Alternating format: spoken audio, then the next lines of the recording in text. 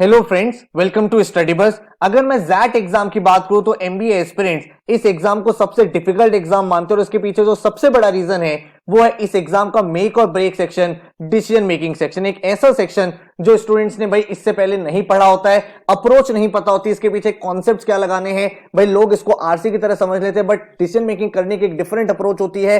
भाई आपको वहां पे कैसे एलिमिनेट करना है, 5 स्टेप प्रोसेस को कैसे फॉलो करना है, आइडियल और करेक्ट आंसर में से कौन सा आंसर टिक करना है। तो जब इस बात पे क्लैरिटी नहीं होती तो स्टूडेंट्स इस पर्टिकुलर सेक्शन में स्कोर नहीं कर पाते। भाई मैं अगर अपनी बात करूं तो मैंने एमबीए अपना एक्सएलआई जमशेदपुर से किया है और मेरे जैट में डिसीजन मेकिंग में खुद 99.80 परसेंटाइल था। तो आज की इस वीडियो में आपके कंप्लीट कॉन्सेप्ट मैं कराने वाला हूं। भाई बहुत ही यूनिक अप्रोच आपको सिखाने वाला हूं और मैं आप सबको ये रिकमेंड करूंगा। आई डोंट नो आपने जैट का फॉर्म फिल किया या नहीं किया, अभी तक आप सोच रहे हो what is the whole thing, but अगर आप जैट एग्जाम के एस्पिरेंट हो तो इस पूरी वीडियो को एंड तक देखना। मैं आपको हाईली रिकमेंड करूंगा कि एक नोटबुक ले लो एंड एक एक चीज को बिल्कुल वैसे ही करो जैसे मैं आपको करा रहा हूं। उसके बाद आप डिसाइड करना कि भाई इस पर्टिकुलर सेक्शन को लेके आपका कॉन्फिडेंस गेन हुआ या फिर नहीं हुआ। So my name is Saurabh Kothari, let's start. तो सबसे पहले हम अपने आप को टेस्ट करते हैं, ये देखते हैं कि क्या हमारे माइंड में कोई प्री कंसीव नोशन तो नहीं है, क्या हम पहले से ही कोई गलत अप्रोच लेकर तो नहीं चल रहे हैं। तो आपके सामने मैंने एक क्वेश्चन रखा और ये क्वेश्चन जैट 23 का एक्चुअल क्वेश्चन है जो एग्जाम में आया था, ठीक है। तो मैं आपको रिकमेंड करूंगा वीडियो को 2 मिनट पॉज करो एंड देन इस क्वेश्चन को ट्राई करो। भाई देखो ये क्वेश्चन आपसे क्या बात बोल रहा है। ये क्वेश्चन बोल रहा है कि एक कॉलेज है भारत बिजनेस स्कूल जो अपनी क्वालिटी एजुकेशन के लिए रिनाउंड है और उसके जो फैकल्टीज हैं they are known for their domain area expertise and excellence in teaching, competent with student feedback. ठीक है, स्टूडेंट्स का बहुत अच्छा रिस्पांस है।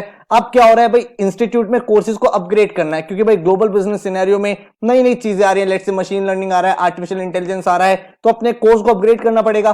तो उनको रियलाइज हुआ कि जो सीनियर फैकल्टीज हैं वो भाई अपना रिटायर होंगे ऑन द रेगुलर बेसिस और भाई नए फैकल्टीज की रिक्वायरमेंट है। और इसी वजह से कॉलेज ने ये डिसाइड किया कि भाई सारे के सारे डिपार्टमेंट में, चाहे वो इकोनॉमिक्स हो, फाइनेंस हो, मार्केटिंग हो, एचआरएम हो, प्रोडक्शन हो, इसमें वो यंग फैकल्टी को रिक्रूट करने वाले हैं। ये भाई आपके सामने चीजों को गिवन है। अब क्या चीज हुई, जो डीन एकेडमिक्स हैं उन्होंने सारी एप्लीकेशन को स्कैन किया और उनको 3 तरह के एस्पिरेंट्स मिलते हैं। ठीक है, टोटल 3 तरह के एस्पिरेंट्स मिलते हैं। पहले, A type candidates who were very good with teachers, competent at teaching the courses taught by existing faculty members. तो ए टाइप के कैंडिडेट्स कौन टाइप्स हैं, जो भाई बहुत अच्छे टीचर्स हैं, जो भाई अपने सब्जेक्ट को बहुत अच्छे से पढ़ा सकते हैं और वो सब्जेक्ट एग्जिस्टिंग फैकल्टी अभी पढ़ा रहे हैं। देन आपके पास बी टाइप के कैंडिडेट्स हैं जो एवरेज टीचर्स हैं लेकिन वो कोर्स बना सकते हैं, they are competent in creating new courses and भाई वो कॉम्प्लीमेंट करेंगे to the existing current faculty. Then आपके पास सी टाइप कैंडिडेट्स हैं जो नॉट सो गुड टीचर्स हैं and they are willing to teach any BBS course, वो कोई भी कोर्स पढ़ा सकते हैं। देन आपको एडिशनल 2 नोट्स दे रखे हैं। सबसे पहला, A course is termed complementary when it covers the latest content and complements existing courses offered by a department। आपका जो कोर्स है उसको कॉम्प्लीमेंट्री कब बोला जाएगा, जब भाई लेटेस्ट कंटेंट भी मिल रहा है और एग्जिस्टिंग कोर्स भी वहां पे ऑफर किया जा रहा है। और नोट 2 क्या है, हर एक डिपार्टमेंट डिसाइड करेगा कि भाई क्या स्वीट ऑफ कोर्सेज है जो ऑफर किया जाएगा। तो ये आपके सामने एक डेटा सेट गिवन है। अब आपके सामने एक क्वेश्चन गिवन है। पहला क्वेश्चन क्या है, पहला क्वेश्चन है which of the following options will be the best recruitment decision for BBS. अगर इस कॉलेज के माइंडसेट को समझे, बहुत ध्यान से समझना कि इस कॉलेज की क्या यूएसपी है, किस वजह से कॉलेज नोन है, और देन बेस्ट रिक्रूटमेंट डिसीजन क्या होगा। आपको बी कैंडिडेट हायर कर लेने चाहिए, आपको रिक्रूट ही नहीं करना चाहिए, आपको सी कैंडिडेट हायर कर लेनी चाहिए ताकि वो कोई भी सब्जेक्ट पढ़ा दे, अनकंडीशनली ए को सेलेक्ट करें एंड जो एग्जिस्टिंग फैकल्टी के कोर्सेज है उनसे रिप्लेस कर दें, या फिर ए टाइप के कैंडिडेट को सेलेक्ट करके उनको बोले कि उनको कॉम्प्लीमेंट्री कोर्सेज बनाने पड़ेंगे। अब आपका क्या थॉट कहता है, अभी आपने बिल्कुल डिसीजन मेकिंग यहां पे नहीं पढ़ा है, मैंने आपको एक भी कॉन्सेप्ट नहीं कराया है। मैं आपको अभी आगे एक एक कॉन्सेप्ट कराऊंगा, एक पूरी टेक्निक समझाने वाला हूं, लेकिन उससे पहले फिर भी मैं चाहता हूं कि आप नीचे कॉमेंट करो इन दोनों क्वेश्चन का। सेकेंड क्वेश्चन क्या है, डीन एकेडमिक्स इंश्योर करते हैं, उनका ये माइंडसेट है कि भाई मुझे efficient utilisation of faculty resources चाहिए। अगर ये ऑब्जेक्टिव है तो फिर भाई क्या डिसीजन लेना चाहिए ताकि मोस्ट एफिशिएंट यूटिलाइजेशन हो सके फैकल्टी रिसोर्सेज का। आपको ए कैंडिडेट हायर करने चाहिए ताकि भाई वो एग्जिस्टिंग फैकल्टी के साथ साथ वो सब्जेक्ट पढ़ा सके, या फिर आपको बी कैंडिडेट हायर करने चाहिए, या फिर एग्जिस्टिंग फैकल्टी को कहना चाहिए कि आप भाई कॉम्प्लीमेंट्री कोर्सेज डिजाइन करो, या सी वालों को हायर करो और उनको टीचिंग असिस्टेंट बना दो। देन आप ए वालों को हायर करो जो भाई कॉम्प्लीमेंट्री कोर्सेज भी बना सकते हैं। अब जब भी आप ऐसे क्वेश्चंस करते हो ना, तो आपका माइंड एक बिल्कुल ही आइडियलिस्टिक सिचुएशन में चलता है या फिर आप करेक्ट सिचुएशन में चलते हो। भाई ये आइडियल आंसर होना चाहिए, लेकिन प्रैक्टिकल वर्ल्ड में क्या होता है। तो अब आपको क्या चीज करनी है, क्योंकि हम अपने आप को डायग्नोस कर रहे हैं, अपने आप को टेस्ट कर रहे हैं, तो मेरा आपसे क्या रिकमेंडेशन है कि आप नीचे कमेंट में इन दोनों क्वेश्चन का आंसर पहले खुद से लिखो। ठीक है, आप आंसर को लिख दो, कोई प्रॉब्लम नहीं है।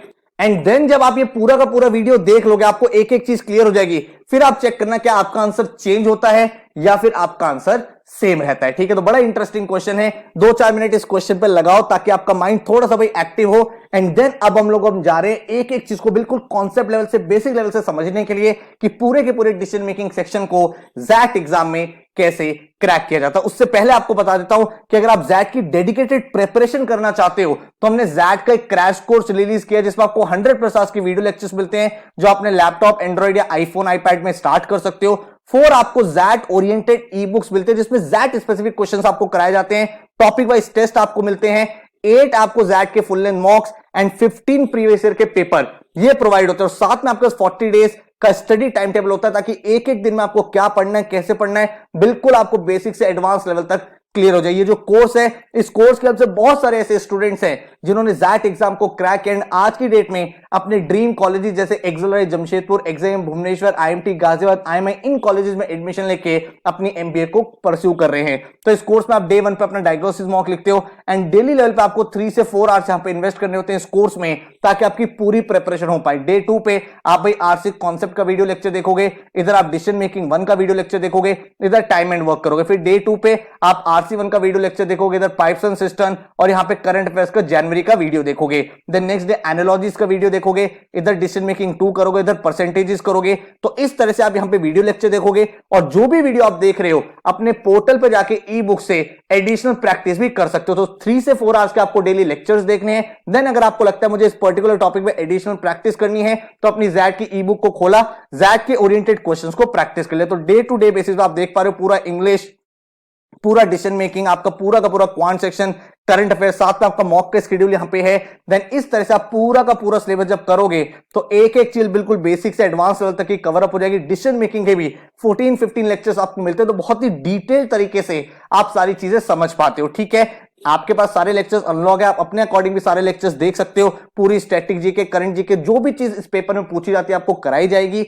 एंड इस कोर्स को आप अपने कन्वीनियंस के हिसाब से भी सारे लेक्चर्स देख सकते हो, अपना टाइम टेबल खुद भी बना सकते हो, बिकॉज सारे लेक्चर्स अनलॉक्ड है, पोर्टल पे सारी बुक्स अनलॉक्ड है, मॉक्स अनलॉक्ड है। ठीक है, देन आप सारे के सारे मॉक्स लिख के अपना फाइनल रिवीजन कर लोगे। तो एक बहुत ही सिंसियर डायरेक्शन के साथ, ओरिएंटेशन के साथ, एक प्रॉपर स्ट्रक्चर के साथ आपको एक कोर्स मिलता है। वीडियो कोर्स है तो आप अपने अकॉर्डिंग लेक्चर्स को देख सकते हो जब भी आप फ्री होते हो। 100+ आज के लेक्चर्स, जैट का पूरा सिलेबस कवर अप है, 4 इंटरैक्टिव ई बुक्स है, 8 जैट के फुल लेंथ मॉक्स है, 15 आपको प्रीवियस ईयर के पेपर मिलते हैं and day by day study plan included है। फीस इसका 3900 रुपीज। एंड अगर आप इस कोर्स में एनरोल करना चाहते हो तो हमारी वेबसाइट है studybus.co.in, यहां पे आप जा सकते हो, या फिर आप हमारे नंबर 9958937705 पे व्हाट्सएप भी कर सकते हो। ठीक है, तो अब हम देखते हैं कि भाई पूरा का पूरा डिसीजन मेकिंग किस तरह से चलता है। इस पूरे लेक्चर के बाद आपके जो फंडामेंटल्स है, आपके जो बेसिक्स है डिसीजन मेकिंग के, वो बिल्कुल क्लियर हो जाएंगे। So now let's begin.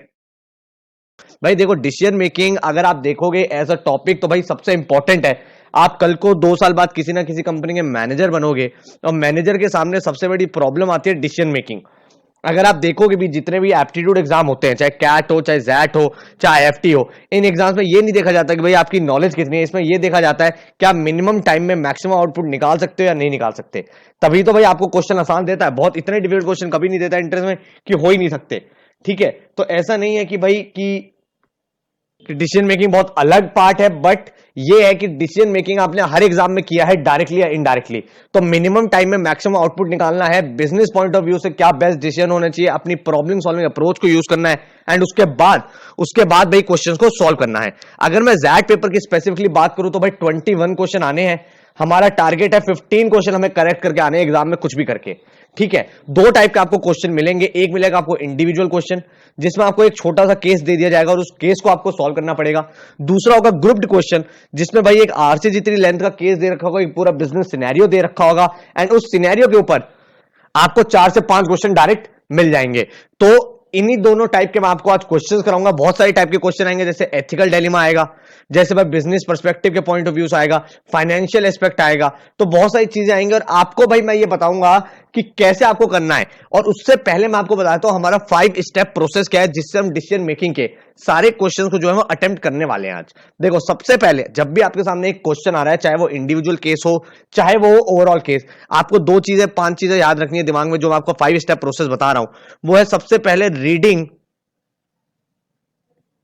The case study. सबसे पहले भाई जो आपको केस दिया हुआ है उसे फटाफट से रीड करो और रेलिवेंट पॉइंट्स को दिमाग में ऑब्जर्व कर लो। देखो, मैं आपको बोलूंगा कि इस केस स्टडी के नोट्स बना लो, तो नोट्स बनाने कोई पॉइंट नहीं है, इतना टाइम नहीं होता। अपने दिमाग में आपको पॉइंट बनाना है, तो दिमाग में आपको पॉइंट बनाना है, बेसिक अंडरस्टैंडिंग लो, ठीक है, और कोरिलेट करो फैक्ट की, और छोटी छोटी जो चीजें दे रखी है, छोटी छोटी चीजें, उस पर ध्यान देना। आपको जब मैं क्वेश्चन कराऊंगा तो आपको ज्यादा क्लैरिटी आएगी उस बात से, ठीक है। और कोशिश करना कि भाई जब आप रीड कर रहे हो, आप अपने पॉइंट ऑफ व्यू से नहीं सोच रहे, आप अपने आप को दूसरों के शूज में पुट कर रहे हो। You are trying to put yourself in shoes of the people who are involve in the case, ठीक है। काफी केस छोटे होंगे, काफी बड़े होंगे, तो सारे केस को एनालाइज करो, अंडरस्टैंड लो, बेसिक अंडरस्टैंडिंग की केस कहना क्या चाह रहा है।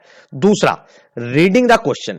यार, अब आपके सामने हो सकता है सिंगल क्वेश्चन हो या हो सकता है 5 क्वेश्चन हो, ये पांचों क्वेश्चन को आप फटाफट से रीड करो। रीड करने का फायदा क्या है? रीड करने का फायदा ये है कि आप बहुत ज्यादा डिटेल में नहीं जाओगे और आप एग्जैक्टली वही चीज ढूंढोगे जो पूछी जा रही है।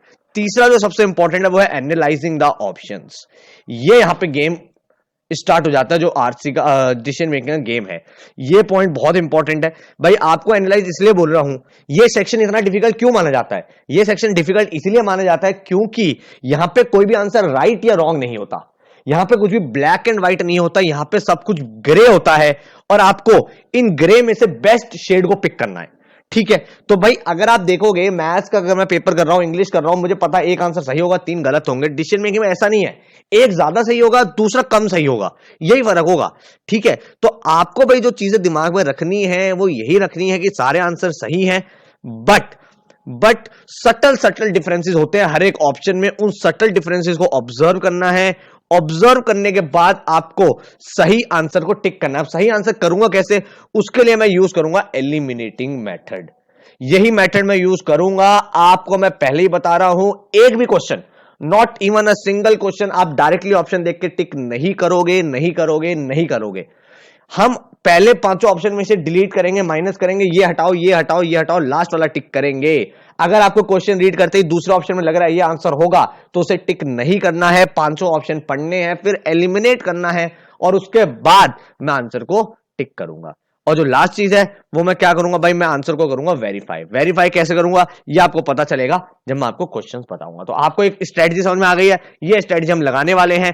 क्वेश्चन करने कैसे हैं ये अब हम लोग डिस्कस करेंगे। सो लेट्स स्टार्ट यार। सबसे पहले हमारा क्वेश्चन ये आ चुका है, ये एक्चुअल में एग्जाम के क्वेश्चन करा रहा हूं, एक्चुअल एग्जाम के क्वेश्चन करा रहा हूं। इसके बाद जब आप ये वीडियो देख लोगे, मैं आपके साथ शेयर करूंगा एक असाइनमेंट, वो असाइनमेंट आपको सॉल्व करना है, तभी भाई मार्क्स बनेंगे, तभी ज्यादा मार्क्स बनेंगे, नहीं तो दिक्कत है, ठीक है। तो ये केस पढ़ना है भाई, पहले वीडियो को पॉज करना है, पॉज करने के बाद खुद एक बार अटेम्प्ट करना है, अटेम्प्ट करने के बाद आप मेरा सॉल्यूशन देखोगे, ठीक है। तो क्वेश्चन को रीड करते हैं भाई। क्वेश्चन क्या कह रहा है? Seema was a finance manager in an MNC and felt that gender discrimination at work place hampered her career growth. Further she quit the job and started a company. While started the company, Seema ने decide किया था कि भाई equal proportion of male and female रखूंगी, ठीक है। ये एक इंपॉर्टेंट पॉइंट यहां से मिल गया है। उसके बाद वो कह रही है 6 साल में सीमा एक बहुत सक्सेसफुल एंटरप्रेन्योर बन गई और अपने बिजनेस को उसने 8 लोकेशन में एक्सपेंड कर दिया।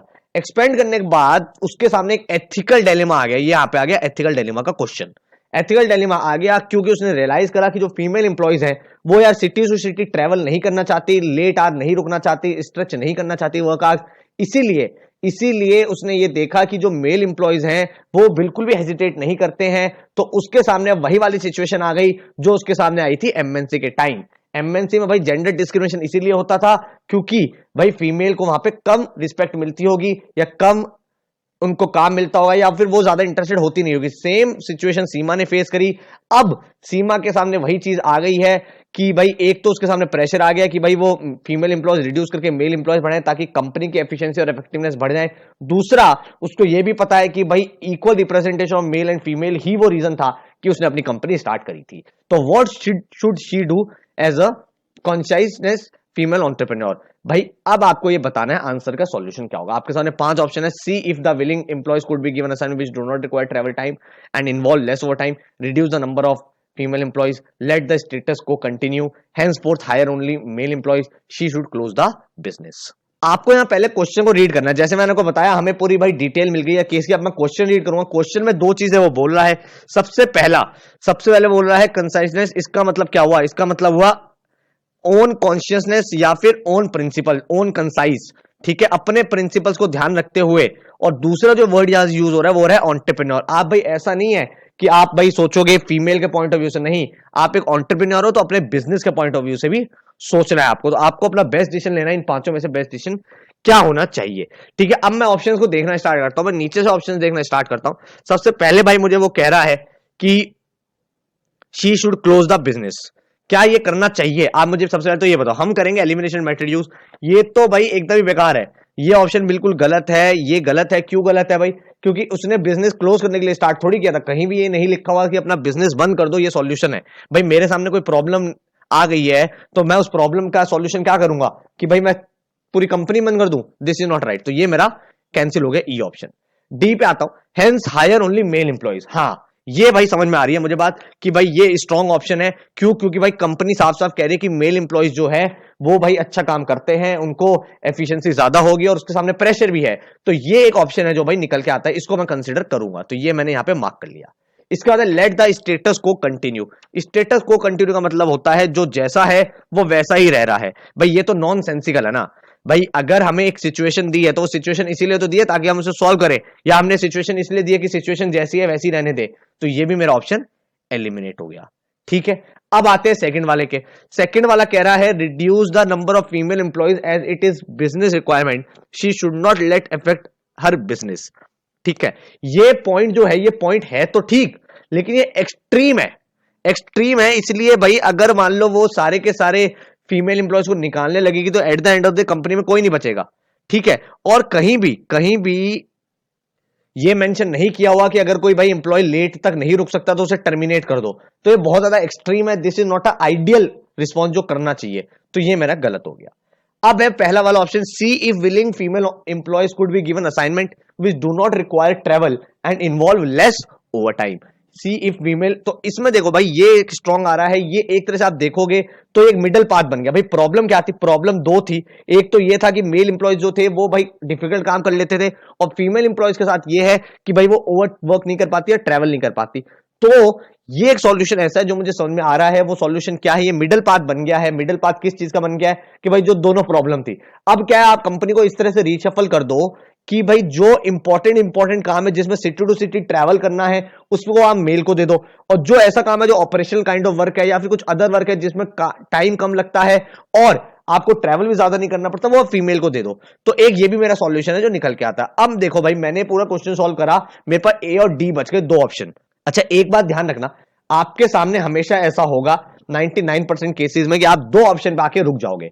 2 ऑप्शन पे आके रुक जाओगे तो आपको करना क्या है वो मैं आपको बता रहा हूं। जब भी आपके सामने 2 ऑप्शन आते हैं, देखो एक होता है आइडियल आंसर और एक होता है प्रैक्टिकल आंसर। हमारे सामने कभी भी क्या होता है, 2 चीजें आती हैं, और 2 चीजें जो होती हैं वो ये होती हैं कि भाई हमें पता नहीं होगा। 99% केसेस में ऐसा होगा भाई आप क्वेश्चन सॉल्व कर रहे होगे, फिर आप बोलोगे मैं नैरो डाउन होके इन 2 आंसर्स पे तो आ गया हूं, अब इन दोनों में से क्या सही होगा। हाँ ऐसा होगा कि आप जब स्टेटमेंट रीड करोगे तो आपको समझ में आ जाएगा क्या होना चाहिए, बट कभी कभी जब आगे आपको मैं अभी कराऊंगा, जब लॉन्ग पैसेजेस कराने वाला हूं, उसमें आपको यह लगेगा कि भाई मैं ये दोनों आंसर सही है, बिल्कुल परफेक्ट आंसर है, मैं क्या टिक करूं। तो जब भी आपके सामने ऐसी सिचुएशन आए कि आपको 2 हैं और दोनों ऑप्शन आपको लगता है कि फ्लॉलेसली परफेक्ट है, उनमें कोई एरर ही नहीं है, तो आपको भाई मोस्ट आइडियलिस्टिक वाला सेलेक्ट करना है। ये मार्क कर लो कि मोस्ट प्रैक्टिकल वाला नहीं करना, मोस्ट आइडियलिस्टिक वाला करना है। Don't look left, don't look right, just mark the most idealistic answer in case अगर आप बीच में स्टक हो गए हो, जहां पे आप खुद ही डिलेमा में आ गए हो कि दोनों आंसर सही है। ठीक है, लेकिन इस क्वेश्चन में अगर मैं देखूं, अब मेरे सामने फर्स्ट और फोर्थ दोनों आंसर है, अब मुझे ये देखना है कि भाई ज्यादा बेटर कौन सा है, ज्यादा बेटर कौन सा है।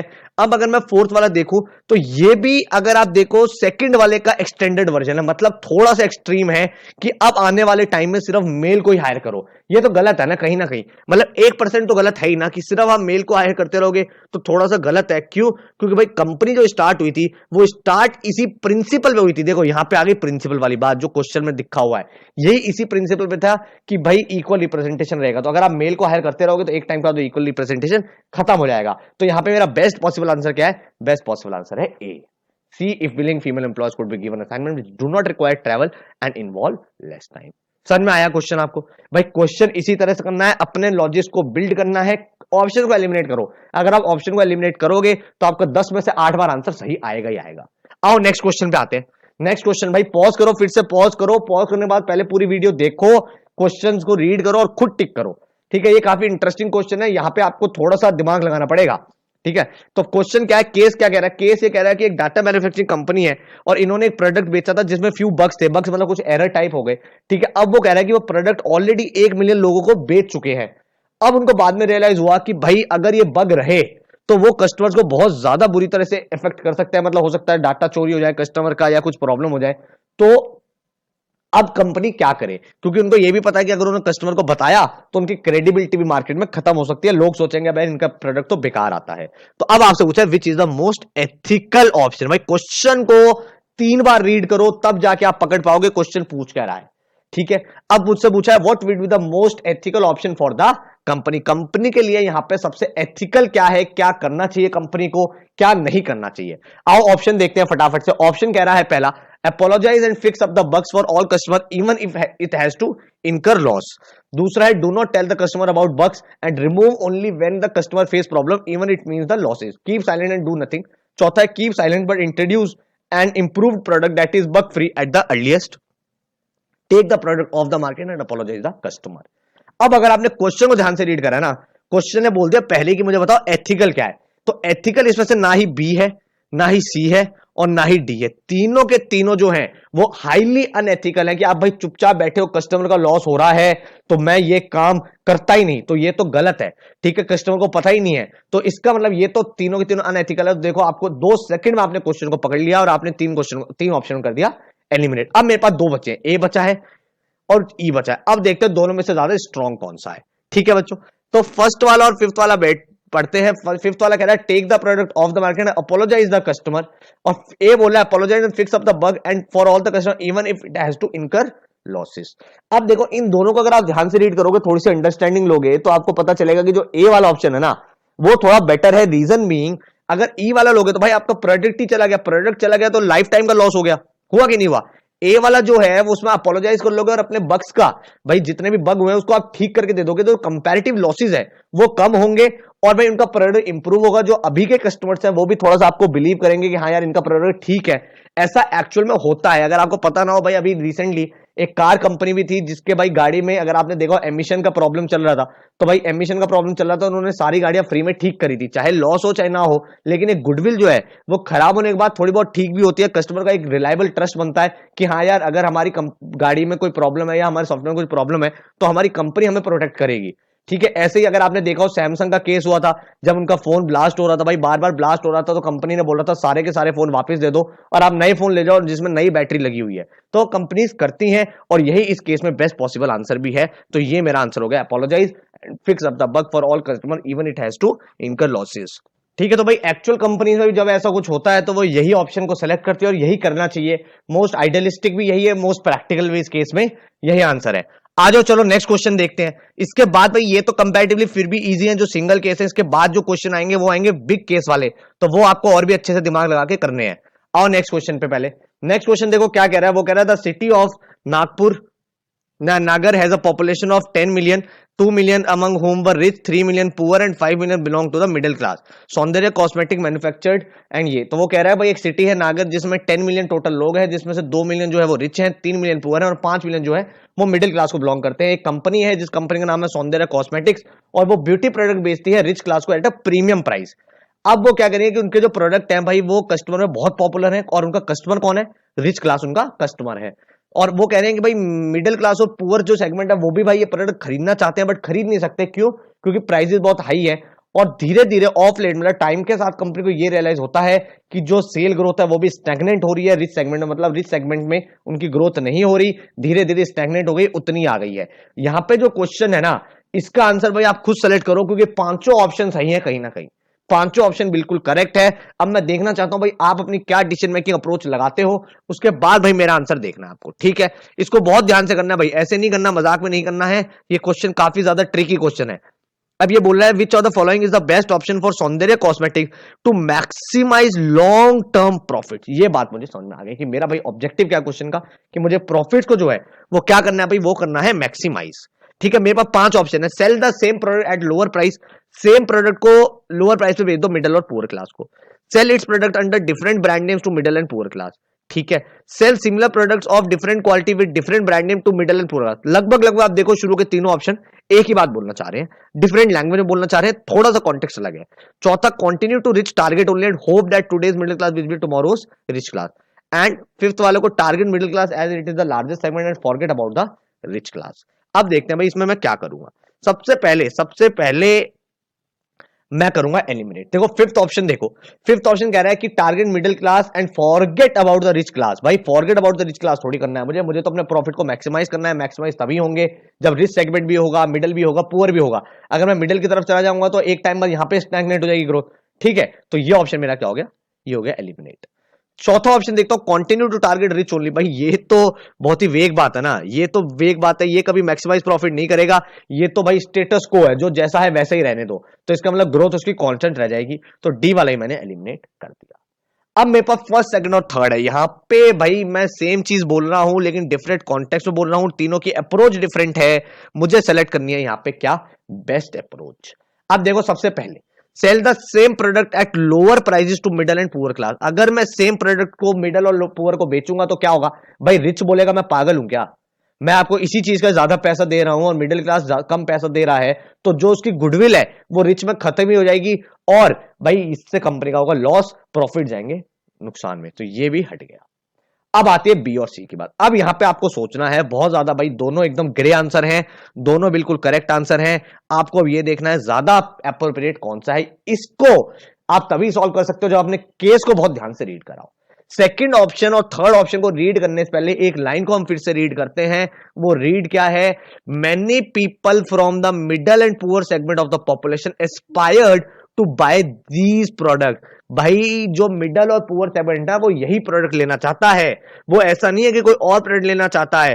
तो आप एक चीज ध्यान रखो कि भाई अगर मैं ब्रांड नेम चेंज कर दूंगा तो वो प्रोडक्ट जो है वो प्रोडक्ट ही चेंज हो जाएगा और लोगों की एस्पिरेशन जो थी, जो डिजायर थी, वो खत्म हो जाएगी। भाई सस्ते प्रोडक्ट तो मार्केट में बहुत आते होंगे ना डिफरेंट ब्रांड के, लेकिन डिफरेंट ब्रांड का तो मतलब वही हो गया ना कि कोई और कंपनी है, तो इसका मतलब लोग इस प्रोडक्ट को नहीं लेंगे।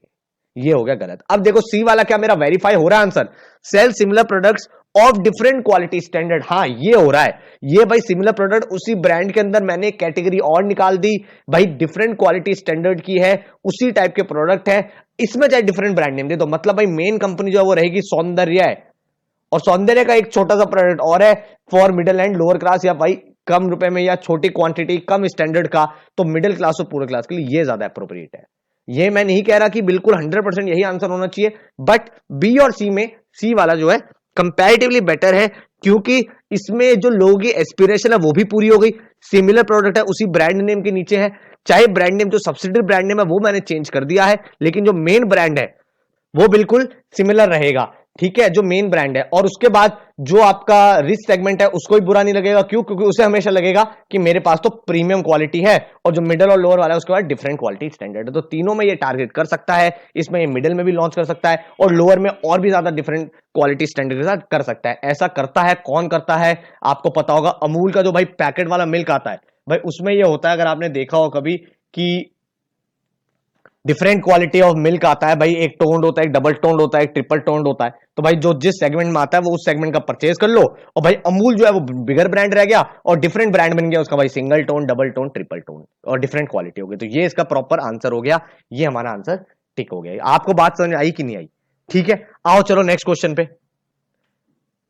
भाई नेक्स्ट क्वेश्चन क्या कह रहा है, नेक्स्ट क्वेश्चन कह रहा है कि तुम एक रिक्रूटमेंट मैनेजर हो किसी कंपनी में और तुम मयंक का इंटरव्यू ले रहे हो, एक हार्ड वर्किंग पर्सन है, लेकिन उसकी प्रॉब्लम है भाई, उसकी प्रॉब्लम ये है कि वो इंग्लिश फ्लुएंटली नहीं बोल पाता और वो वर्नाकुलर मतलब मीडियम स्कूल में पढ़ा है और कॉलेज में पढ़ा है, तो उसकी इंग्लिश जो है वो फ्लुएंट नहीं है। तो इस केस में आप क्या करोगे? If the company has vacancies, ये यहाँ पे इंपॉर्टेंट हाईलाइट है।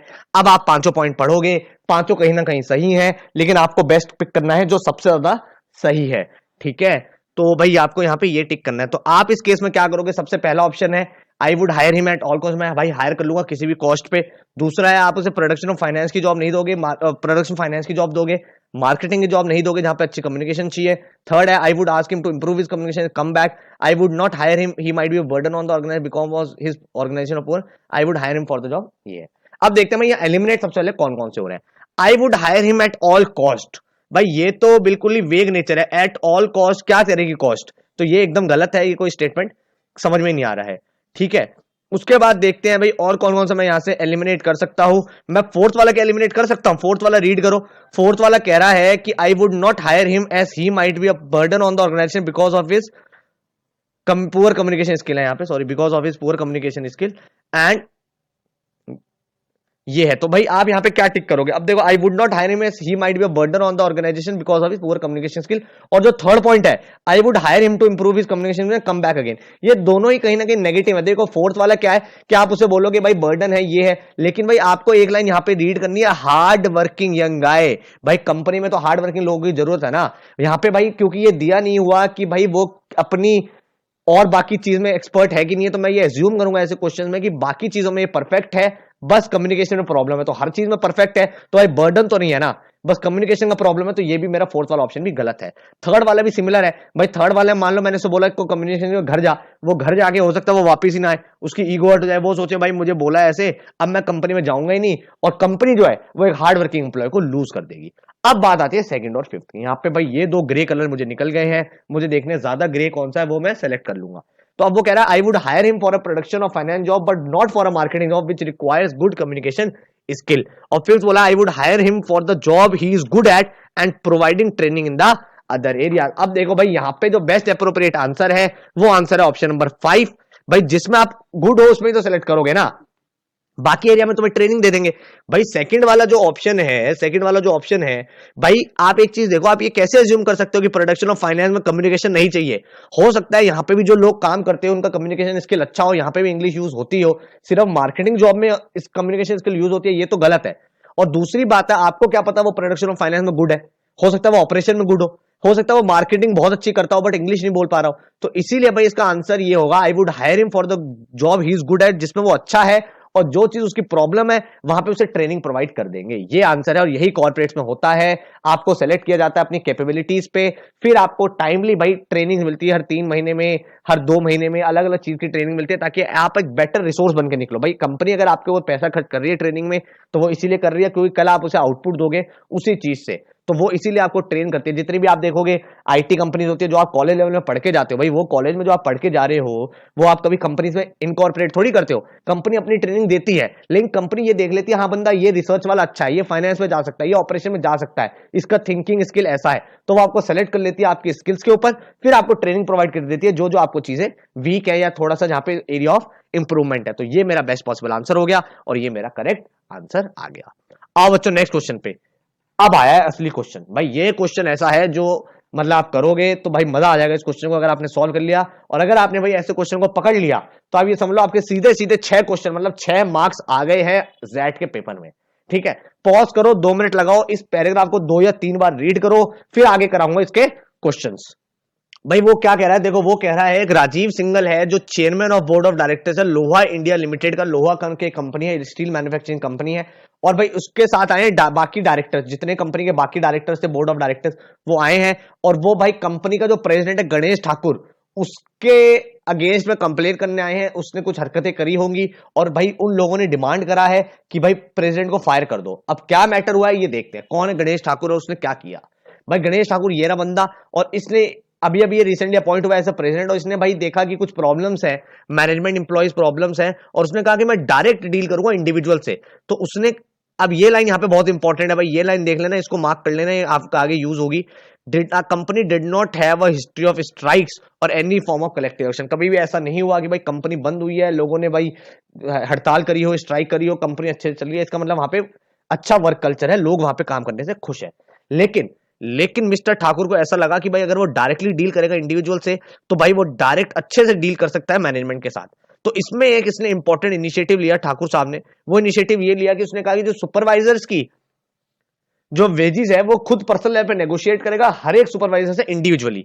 तो इसीलिए उसने कहा कि मैं इस नेगोशिएशन मीटिंग में किसी और को इन्वॉल्व नहीं करूंगा, जो एचआर डिपार्टमेंट है, जो पर्सनल डिपार्टमेंट है, उसे भी नहीं करूंगा मैं, ताकि मैं बिल्कुल अनबायस्ड डिसीजन ले सकूं। भाई कभी कभी ऐसा होता है कि डिपार्टमेंट वाले लोग होते हैं, उसमें कोई फेवरिज्म हो जाता है, वो कहता है भाई ये वाला सुपरवाइजर अच्छा है, इसको ज्यादा सैलरी दे दो। तो उसने कहा कि मैं बिल्कुल अनबायस्ड होके डिसीजन लूंगा और मैं सारे के सारे सुपरवाइजर की सैलरी खुद डिसाइड करूंगा। उसने नेगोशिएट करा और उसने भाई हर एक कॉन्ट्रैक्ट को, हर एक सुपरवाइजर के लिए उसने एक अलग से कॉन्ट्रैक्ट बनाया, हर किसी का अलग सैलरी डिसाइड करी। तो इसने सोचा कि भाई इससे फायदा क्या होगा, जो भी मेरे साथ भाई लोग जुड़ रहे हैं, जो सुपरवाइजर हैं, उनको भाई अपना रिवॉर्ड मिलेगा परफॉर्मेंस का। भाई जो ज्यादा अच्छा परफॉर्म करेगा उनकी सैलरी ज्यादा होगी, ऐसा नहीं होगा कि सबकी सैलरी बराबर है। इसने पूरा का पूरा भाई प्रोसेस सक्सेसफुल इंप्लीमेंट कर दिया था, एक्सेप्ट यहां पे अब आ गया ट्विस्ट कहानी का। Except those in working in night shift, जो नाइट में शिफ्ट में काम करते थे, उनसे उसने डीलिंग नहीं करी, उनसे उसने बात नहीं करी। और उसने क्या करा, उसने बस क्या करा कि उसने देखा जो मॉर्निंग वालों की शिफ्ट है, जो डे शिफ्ट में जो सुपरवाइजर है, उसी के अकॉर्डिंगली उसने एक यूनिलेटरी बेंचमार्क लगा दिया, एक एवरेज निकाल के कि भाई इतनी सैलरी दे दो नाइट वालों को। अब इससे हुआ क्या, सर्वर डेज रामलाल करके एक बंदा था, वो रामलाल नाइट शिफ्ट में काम करता था। वो भाई बहुत दिनों से कोशिश कर रहा था मिस्टर ठाकुर से मिलने के लिए, अपनी वेजेस के बारे में बात करने के लिए। उसे लगा कि भाई he was disgruntled not only over his failure but also over the lack of discussion about his wage contract prior to being its affected. उसने कहा कि भाई वेज कॉन्ट्रैक्ट की वजह से भी वो परेशान था, और साथ में इसीलिए भी वो परेशान था क्योंकि वो प्रेसिडेंट से मिल ही नहीं पा रहा था, उसे अपॉइंटमेंट नहीं मिल रहा था। और साथ में ये दिया हुआ है कि जो रामलाल है भाई, उसकी फैमिली में 6 डिपेंडेंट है, तो उसे लगता था कि उसकी सैलरी थोड़ी सी ज्यादा होनी चाहिए और हो सकता है कुछ और चीजें उसे डिस्कस करनी हो।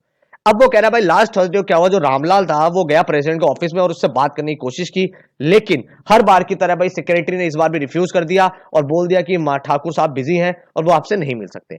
इस बात से गुस्सा आ गया रामलाल को, और रामलाल भाई प्रेसिडेंट के ऑफिस में घुस गया और भाई मिस्टर ठाकुर को वो चिल्लाने लगा कि मेरी सैलरी को बढ़ाओ, मेरी वेजेस को बढ़ाओ।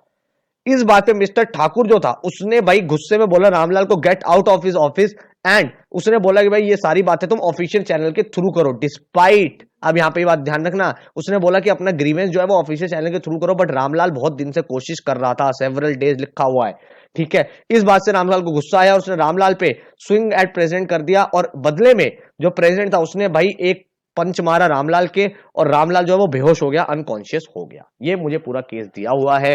अब मुझे पूरा केस समझ में आ गया है, क्या क्या हुआ क्या क्या नहीं हुआ। अब मैं आता हूं क्वेश्चन के ऊपर। सबसे पहला question, the most likely premise behind mister Thakur initiative regarding individualize meeting seems to be. अब वो कह रहा है कि क्या थॉट प्रोसेस रहा होगा, इन पांचों में से क्या होना चाहिए आंसर, ठीक है। अब मिस्टर ठाकुर ने सैलरी को डिसाइड करने के लिए जो इनिशिएटिव लिया था उसके पीछे क्या प्रीमाइस था, हम देखेंगे। वही जो हमारा प्रॉब्लम था, क्या करेंगे हम, एलिमिनेट करेंगे ऑप्शन को, ठीक है। अब देखो सबसे पहले he would not he, last से देखते, he would be able to know who trouble makers in the plant are by interacting with the supervisor। भाई ये तो कहीं डिस्कशन हुआ ही नहीं ना, ये तो बस एक तुम एजम्पशन ले रहे हो कि हाँ डिस्कशन किया होगा, बट डिस्कशन तो सैलरी के ऊपर हुआ था, तो ये तो हो गया गलत। डी वाला देखते हैं कि management will be able to force supervisor to accept lesser wages individually. उसने ये तो कहा ही नहीं ना, अगर आपको याद हो, अगर हमने देखा हो तो उसमें क्या लिखा हुआ है, उसमें हमने देखा था कि भाई जो लोग अच्छा काम करेंगे उनको रिवॉर्ड मिलेगा, ये तो बोला ही नहीं कि सैलरी कम एक्सेप्ट करो, तो ये पॉइंट भी हमारा चला गया, ठीक है। थर्ड देखते हैं individual agreements with supervisor would allow the management to prevent any possible collective action by the supervisor. अब ये बात तब वैलिड होती जब पहले ऐसा कुछ हुआ होता कि पॉसिबली भाई सारे वर्कर्स ने हड़ताल करी हो, लेकिन हमने पढ़ा था did not have a history of strike, तो भाई कोई हिस्ट्री स्ट्राइक में नहीं है, तो ये भी तुमने क्या करा, this is contradictory to the passage. भाई कॉन्ट्राडिक्टरी है, क्योंकि कॉन्ट्राडिक्टरी इसलिए है क्योंकि कंपनी ने तो पहले ही बोल दिया कि उनकी कंपनी में कभी कुछ हुआ ही नहीं ऐसा एग्रेसिव केस, ठीक है। तो ये भी मेरा डिलीट हो गया। अब बचा मेरे पास ए और बी देखते हैं। भाई बी वाला देखते हैं, बी क्या कह रहा है, employ related policy should allow scope for bargaining by which employ leads to unsatisfied employees. भाई ये अगर तुम स्टेटमेंट पढ़ोगे, स्टेटमेंट ही अपना में वेग है, ये स्टेटमेंट वेग है। अगर आप देखोगे फर्स्ट पार्ट जो है इस स्टेटमेंट का वो सेकंड पार्ट का कॉन्ट्राडिक्टरी है, तो ये भी गलत है। ए वाला देखते हैं, involving of company present wage problems will lead to a better goodwill towards management among the workers. हाँ ये सही है, यही तो उसका थॉट प्रोसेस था ना। ये देखो पैसेज में लिखा हुआ है कि भाई उसने कहा था कि अगर मैं खुद करूंगा, ये देखो how ever mister felt dealing directly with he could portray management concern for the employees. तो यही चीज है कि भाई गुडविल एक अच्छी बनेगी वर्कर के सामने, और वर्कर जो है वो मैनेजमेंट के ऊपर ट्रस्ट करेंगे। देखो किसी भी कंपनी में प्रॉब्लम क्या होती है, प्रॉब्लम यही होती है कि वर्कर्स को हमेशा लगता है कि मैनेजमेंट मुझसे ज्यादा काम करा रहा है, और मैनेजमेंट को लगता है कि वर्कर्स बिल्कुल काम नहीं कर रहे। तो अगर भाई मैनेजमेंट जो टॉप मैनेजमेंट है वो वर्कर्स के साथ अच्छे से डील करेगा, उनसे डायरेक्ट इंटरेक्शन करेगा, तो भाई एक गुडविल बनेगी, और उस गुडविल के ऊपर भाई आपको काम मिलेगा। अच्छा यही चीज होती है भाई बड़ी बड़ी कंपनीज में। अगर आप देखोगे गूगल वगैरह में, तो गूगल वगैरह कंपनी दुनिया में इसीलिए इतनी पॉपुलर है क्योंकि उनका वर्क कल्चर दुनिया में सबसे ज्यादा पॉपुलर बोला जाता है। उनसे बोला जाता है भाई वर्क लाइफ बैलेंस प्रोवाइड करते हैं।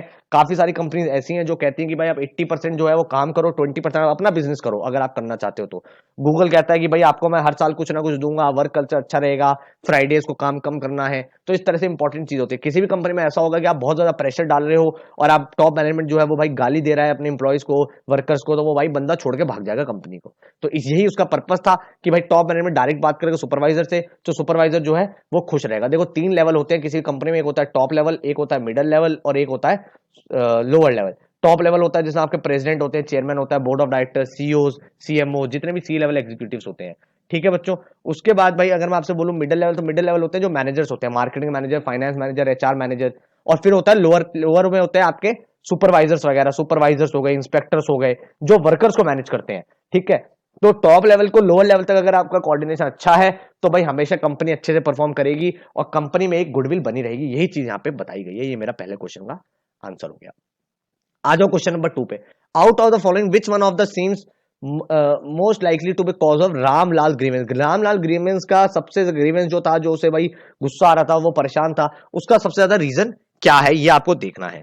सबसे पहले भाई देखते हैं his disappointment with the management philosophy of having one to one interaction where in ways force to, ये ठीक है। अब अगर आप पहला ऑप्शन ध्यान से पढ़ोगे तो ये फिलॉसफी जो थी, ये फिलॉसफी एक कलेक्टिव इशू है भाई, टारगेट पॉलिसी को कर रहा है। ये कह रहा है भाई पॉलिसी में कुछ प्रॉब्लम है, लेकिन हमें तो रामलाल की बात करनी है ना individually. His disappointment with the management philosophy of having one to one interaction as the supervisor were in way to accept the wage contracts. ये तो पूरी पॉलिसी की बात कर रहा है, इसमें रामलाल कहां आया, वो तो आया नहीं, तो ये मेरा ऑप्शन हो गया गलत।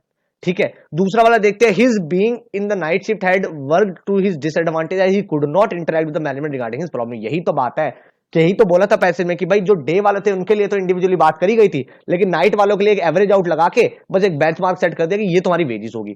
तो ये मेरे पास पॉसिबल आंसर निकल के आ रहा है, लेकिन अभी मैं टिक नहीं करूंगा, अभी मैं देखूंगा मेरे पास नीचे है क्या। He was not allowed to meet chairman of the board of director. अब आपको लगेगा कि ये भी सही है, लेकिन अगर आप ध्यान से पढ़ोगे, चेयरमैन जो था वो तो भाई राजीव सिंघल था ना, चेयरमैन की तो बात ही नहीं हुई। वो भाई यहाँ पे प्रेसिडेंट होता तो मैं कहता हाँ ये भी एक पॉइंट है जो कंसीडर किया जा सकता है, लेकिन यहाँ पे क्या है, यहाँ है चेयरमैन, तो ये अपने आप ही ऑप्शन चला गया। जब ये चला गया ए और सी, तो ऑल ऑफ दीज तो वैसे ही चला गया। अब आता है फोर्थ वाला, employ in the night shift force to stay away from the family during the day time therefore he could not interact with his family much. भाई ये तो कहीं लिखा ही नहीं है। ये तो हो सकता है कि हाँ, हो सकता है कि नाइट वाले इंप्लॉइज जो है उनको ऐसा लगता हो, लेकिन ये कंसर्न जो है ये रामलाल ने ना बोला कहीं, ना इसने कहीं बोला। इसने बस ये बोला था कि मेरी फैमिली में 6 मेंबर थे जो मेरे पे डिपेंडेंट है, लेकिन ये कहीं नहीं बोला कि मुझे टाइम नहीं मिलता और ये सब नहीं होता। तो ये भी कंसर्न इसका नहीं था। तो मेरा आंसर क्या हो गया, मेरा आंसर बेस्ट पॉसिबल बी आ गया। आप इसको वेरीफाई करना चाहते हो तो वेरीफाई कर सकते हो। उसने बहुत दिनों तक कोशिश की थी प्रेसिडेंट से बात करने के लिए, लेकिन उसकी प्रॉब्लम जो है वो सॉर्ट नहीं हो रही थी, इसीलिए उसे गुस्सा आया, and that become the major cause of Ramlal grievance. आया समझ में कि नहीं आया? अब आपको थोड़ा थोड़ा समझ में आ रहा है कि डिसीजन मेकिंग मुझे करना कैसे है। समझ में आ रहा है कि नहीं आ रहा? अभी भाई आगे बहुत सारे क्वेश्चन और बचे हैं, जितने क्वेश्चन हमने कर लिए हैं उतने ही क्वेश्चन बचे हैं, लेकिन इंपॉर्टेंट ये है कि क्या आप कॉन्सेप्ट समझ पा रहे हो। कॉन्सेप्ट ये है कि भाई लॉजिकल रीजनिंग लगानी है, साथ में बेस्ट अप्रोप्रिएट आंसर को सेलेक्ट करना है। एलिमिनेशन टेक्निक यूज करोगे तो कभी आपका आंसर गलत होगा ही नहीं। आओ नेक्स्ट क्वेश्चन पे भाई। नेक्स्ट क्वेश्चन क्या कह रहा है, the most important casual factor for this entire episode could be भाई, इस पूरा जो ये काम हुआ ये क्यों हुआ ये आपको मुझे बताना है। तो भाई पूरा एपिसोड जो हुआ वो उसके पीछे कारण क्या था ये हमें बताना है। हमें कुछ कुछ दे रखे, trying to follow divide and policy rule, paternalistic approach towards the mature individual organizations, legalistic approach to employee problem, inconsistent dealing of Mr. Thakur with supervisor, inadequate standard for measurement of supervisor on job performance। अब देखते हैं भाई सबसे पहला भाई हम देखते हैं क्या कहीं पे भी ऐसा बोला था उसने कि डिवाइड एंड रूल करना चाहता हूं, मैं करना चाहता हूं, ये आपकी एजम्पशन है, दिस इज एब्सोल्युटली रॉन्ग। ठीक है, फिर सेकंड वाला ऑप्शन दिया हुआ है कि भाई फैब्रिकेट कर रहा है, ऑप्शन को फैब्रिकेट कर रहा है, paternalistic approach toward mature individual in the, कुछ बात ही नहीं हुई मैच्योर इंडिविजुअल, तो ये भी कहीं ना कहीं से रिलेटेड नहीं है। Legalistic approach to employees problem, क्या ये कहीं मेंशन है? कहीं भी मेंशन नहीं है केस स्टडी में, ये भी गलत है। अब आता है डी और ई, दोनों भाई सही लग रहे हैं मुझे। Inconsistent dealing of mister Thakur super, हाँ भाई इनकंसिस्टेंट डीलिंग थी भाई, डे वालों के साथ उसने डीलिंग करी, नाइट वालों के साथ नहीं करी, तो हाँ ये पॉइंट दिया हुआ है। चौथा, इनएडिक्वेट standard for measurement of supervisor on the job performance, हाँ ये भी मुझे बिलीवर लग रहा है कि भाई हो सकता है कि भाई जो एम्प्लॉय है वो सेटिस्फाइड ना रहा हो, लेकिन अगर हम ध्यान से पढ़ते हैं पैसेज को, तो पैसेज में दिया हुआ है कि जो उसका इनिशिएटिव था वो तो अच्छा था, बट इंप्लीमेंटेशन खराब हुई थी। इंप्लीमेंटेशन इसलिए खराब हुई थी क्यों? क्योंकि उसने भाई डिफरेंस किया था, इनकंसिस्टेंट हो गया था वो, डे वालों के साथ तो वो कंसिस्टेंट था, नाइट वालों के साथ वो मिला ही नहीं था, तो इसीलिए वो सबके वन ऑन वन नहीं कर पाया। तो इसीलिए मेरा डी वाला ज्यादा आंसर सही है। ये वाला बिलीवेबल है, this seems to be correct, but D वाला इज मोर करेक्ट। और मुझे क्या टिक करना? मुझे मोर करेक्ट वाला टिक करना, तो मेरा ई वाला भी एलिमिनेट हो गया। आपको अप्रोच समझ में आ रही है? दो में कंफ्यूजन होगी, लेकिन मुझे ज्यादा सही है उसे टिक कर देना है बिना सोचे समझे। आपको ये नहीं सोचना भाई ये भी सही है ये भी सही है, हाँ सही है, लेकिन ज्यादा सही कौन सा है? ज्यादा सही है डी। डी थोड़े ज्यादा एक्यूरेट पिक्चर दे रहा है। अब आओ अगले क्वेश्चन, ये बड़ा इंटरेस्टिंग क्वेश्चन है, यहां पे आपको और दिमाग लगाना है। क्वेश्चन कह रहा है the situation with mister Lal could have been avoided if mister Thakur had. अब वो बोला जो लाल को भाई जो सिचुएशन हुई थी वो अवॉइड हो सकती थी, इनमें से वो क्या क्या कर देता। उसके बाद क्वेश्चन तो कुछ और है, क्वेश्चन कह रहा है कि कौन सा ऑप्शन पहले होना चाहिए था और कौन सा ऑप्शन उसके बाद होना चाहिए। मतलब चारों ऑप्शन इसका मतलब सही है, लेकिन पहले कौन प्रायोरिटी पे रहता, तो वो देखते हैं। Delegated the task of negotiation of wage contracts for night employees to personal department, created a process for supervisor in the working shift, कि भाई नाइट शिफ्ट वालों के लिए एक प्रोसेस बनाता जिसमें भाई उनको चांस मिलता उससे भी इंटरेक्ट करने का। तीसरा वो कहता कि created an open door policy that would have employees to seem without any appointment, कि भाई 1 घंटा ऐसा होता है कि भाई 1 से 2 बजे तक आप लोग आके मिल सकते हो, जिसको मिलना है, कोई प्रॉब्लम डिस्कस करनी है, और भी ज्यादा गुडविल बन सकती थी। चौथा वो कह रहा है postpone the decision of ways revision for supervisor, 2 महीने के लिए भाई पोस्टपोन कर देते, और ये बोल के पोस्टपोन कर देते कि हर 2 महीने में शिफ्ट तो होते ही होते हैं। ठीक है, अब मुझे इसमें से देखना है सबसे ज्यादा इंपॉर्टेंट क्या है। भाई इन सब में से आपको पता है सबसे ज्यादा मोस्ट सही चीज कौन सी रहती है इस केस में? अगर इस केस को अवॉइड करना था तो जो प्रोसेस मॉर्निंग वाले के साथ हुआ था वही वो अगर नाइट वालों के साथ कर देता तो ये प्रॉब्लम अराइज ही नहीं होती। इसका मतलब बी वाला जो है वो सबसे ज्यादा मेरे लिए इंपॉर्टेंट है यहां पे। ठीक है, बी वाला मेरे लिए सबसे इंपॉर्टेंट है। उसके बाद मान लो किसी कारणवश ऐसा हुआ कि बी वाला नहीं हो पाया, वो नाइट वालों से नहीं मिल पाया, तो दूसरा क्या बात थी जिससे रामलाल को गुस्सा आया था? पैसेज याद करो। दूसरी बात वो थी कि वो मिल भी नहीं पा रहा था, वो बहुत दिनों से कोशिश कर रहा था कि प्रेसिडेंट से मिल लूं, लेकिन भाई कभी उसका सेक्रेटरी मना कर रहा था, कभी कुछ मना कर रहा था। इसका मतलब कि अगर वो कुछ इस तरह की पॉलिसी बना देता तो भी हो सकता है जो नाइट वाले एम्प्लॉय थे एटलीस्ट बात कर लेते, और बात कर लेते तो उसे इतना गुस्सा नहीं आता और प्रॉब्लम जो है वो अराइज नहीं होती। देखो सबसे ज्यादा इंपॉर्टेंट तो बी वाला था ही था, बी के बाद सी वाला था। सी के बाद मान लो वो मिल भी नहीं पाया था, हो सकता है वो अपने बिजी शेड्यूल की वजह से वो किसी से मिल भी नहीं सकता था, किसी को अपॉइंटमेंट नहीं दे सकता था, तो जो एचआर डिपार्टमेंट था, याद करो इसने पैसेज में लिखा था, इसने एचआर डिपार्टमेंट को बिल्कुल हटा दिया था कि ये लोग नहीं इंटरफेयर करेंगे, मैं अकेला इंटरव्यू करूंगा। तो अगर भाई एम्प्लॉयज को मौका मिलता कि वो अपना प्रोसेस जो है वो अपना प्रॉब्लम जो है वो पर्सनल डिपार्टमेंट जाके डिस्कस कर पाते, तो कहीं ना कहीं शायद जो रामलाल जैसे लोग थे जो डिससेटिस्फाइड थे वो अपना नेगोशिएशन उनके साथ तो कर लेते। वो बताता भाई मैं यहां पे काम करता हूं, ये करता हूं, चाहे प्रेसिडेंट से नहीं मिल पाया लेकिन उसे एक वे आउट तो मिलता कि if not president then personal department. तो ये ए हो गया। और जो डी है वो तो बिल्कुल वेग है, मतलब वो तो सबसे लास्ट ऑप्शन था कि भाई पोस्टपोन कर दो। ये तो वो वाली बात हो गई, वर्कर्स को डिमांड कर रहे हैं आप क्या दो नहीं 2 महीने बाद आना, फिर वो 2 महीने बाद फिर आएंगे, वो तो और ज्यादा डिससेटिस्फैक्शन रेज करो, तो ये लास्ट है। तो B C A D should have been the ideal sequence of the events. तो बी होता, बी नहीं तो सी करना, सी नहीं तो ए नहीं तो डी, मतलब इन चारों में से चारों सही हैं, चारों करने चाहिए थे, लेकिन ये B C A D process follow करता तो सबसे बेस्ट रहता। ठीक है, ये समझ में आ गया आपको। अब आ जाओ अगले क्वेश्चन पे। अगला क्वेश्चन क्या कह रहा है भाई? अगला क्वेश्चन कह रहा है apart from the supervisors working night shift, executive of which department will have the most justified to be disgruntled with mister Thakur initiative.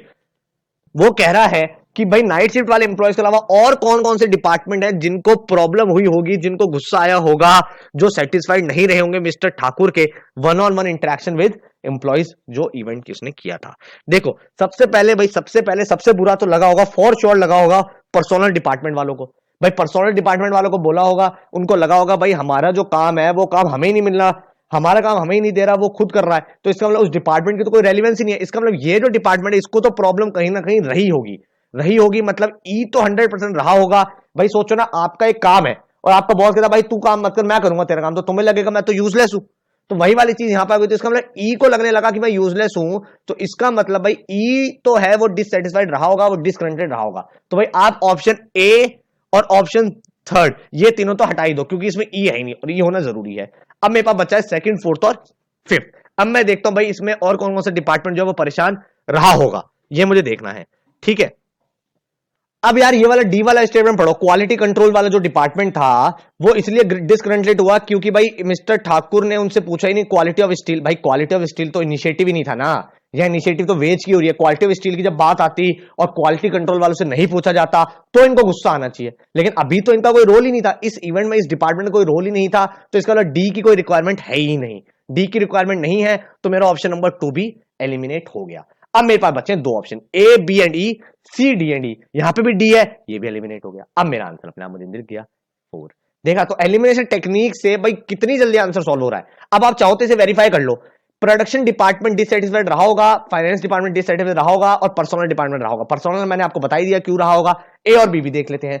ए क्यों रहा होगा production department, for not being consultant regarding the behaviour of supervisor on the shop floor. बिल्कुल सही बात है भाई, आप किसी की सैलरी डिसाइड कर रहे हो तो जो उसके टीम में काम कर रहे हैं उस कम से कम उनसे पूछो तो सही कि भाई वो बंदे कैसे काम कर रहे हैं कैसा नहीं कर रहे, तो थोड़ा सा आपको आइडिया मिल जाएगा। तो हाँ, एक कहीं ना कहीं ये डिससेटिस्फाइड रहे होंगे। उसके बाद भाई फाइनेंशियल डिपार्टमेंट से लिखा ही नहीं गया, बात ही नहीं करी गई। भाई मान लो फाइनेंस डिपार्टमेंट है, वो कह रहे हैं हमारे पास इतना बजट ही नहीं है, आप सबको रिवॉर्ड दे रहे हो जो अच्छा परफॉर्म कर रहे हैं, बट हमारी डिपार्टमेंट का कोई बजट ही नहीं है, इतना पैसा ही नहीं है कंपनी के अंदर, तो इनको कहां से पे करोगे। तो फाइनेंस डिपार्टमेंट कहीं ना कहीं भाई रहा होगा कंटेंशन में, क्योंकि प्रेसिडेंट ने उनसे बात ही नहीं करी कि कितना टोटल पैसा है जो सैलरी में एलोकेट करना है, वो बस डायरेक्ट बात करने लगा। तो कहीं ना कहीं ये भी डिससेटिस्फाइड रहा होगा और ई वाला तो रहा ही होगा। तो भाई मेरा आंसर भी प्रूव हो गया, ए बी एंड। आया समझ में कि नहीं आया? आ जाओ भाई अगले क्वेश्चन पे, आओ अगले क्वेश्चन में फटाफट से आ जाओ। नेक्स्ट क्वेश्चन क्या कर रहा है, which of the following managerial attributes does mister Thakur seem to lack the most. इनमें से कौन सी चीजें हैं जो वो लैक कर रहा है? Emotional instability under pressure, proactive problem solving, ethical behaviour, independent decision making, emotional stability under pressure. ये है ट्रिकी क्वेश्चन। क्या आप इसे अटेम्प्ट कर सकते हो? आप पहले खुद अटेम्प्ट करो, फिर मेरा लॉजिक देखना कि क्या आपका लॉजिक और मेरा लॉजिक फिट हुआ कि नहीं हुआ। ठीक है, आओ फटाफट से आ जाओ। इमोशनल इनस्टेबिलिटी, भाई यहां पे तो ये गलत है, ये तो गलत है। क्यों? क्योंकि इमोशनल स्टेबिलिटी ये तो वो चीज है जो इसने दिखाई थी, ये लैक नहीं करी थी, ये तो दिखाई थी इसने। इमोशनली इनस्टेबल हो गया था इसीलिए तो उसे मार दिया और वो बेचारा बेहोश हो गया। प्रोएक्टिव प्रॉब्लम सॉल्विंग, क्या वो बंदा प्रोएक्टिव था या ये चीज लैक कर रहा था? भाई प्रोएक्टिव था, पहले से प्रोएक्टिव था, तभी तो उसने इतना बड़ा डिसीजन लिया कि भाई जो एम्प्लॉयज है उनकी सैलरी में इंडिविजुअली लेता हूं, उनका डिस्कस करता हूं, तभी जो है गुडविल बनेगी कंपनी में। तो ये तो पहले से था। एथिकल बिहेवियर, हाँ एथिकल बिहेवियर वो लैक कर रहा था। एथिकल बिहेवियर इसलिए लैक कर रहा था क्योंकि भाई उसने डिस्क्रिमिनेशन किया था मॉर्निंग और इवनिंग वालों में। फिर डी आया इंडिपेंडेंट डिसीजन मेकिंग, भाई ये भी चीज उसके अंदर थी, ये लैक नहीं कर रहा था। क्वेश्चन पूछ रहा है seem to lack the most, जबकि इंडिपेंडेंट डिसीजन मेकिंग तो इसमें थी, इसने तभी तो इंडिपेंडेंटली सबकी सैलरी डिसाइड की थी। और लास्ट है इमोशनल इंस्टेबिलिटी अंडर प्रेशर। अब मेरे पास चॉइस आया है भाई, सी सही है या ई सही है। अब आप बताओ। एथिकल बिहेवियर भी उसने नहीं दिखाया क्योंकि वो मिला नहीं, और पांचवा दे रखा है कि भाई जो इमोशनल स्टेबिलिटी अंडर प्रेशर है वो कैसे करेंगे, मतलब वो भी वो लैक कर रहा था। आप बताओ इन दोनों में ज्यादा सही कौन सा है? भाई इन दोनों में से ज्यादा सही कौन सा है ये पता लगाने के लिए भाई आप पैसेज की पढ़ो लास्ट लाइन।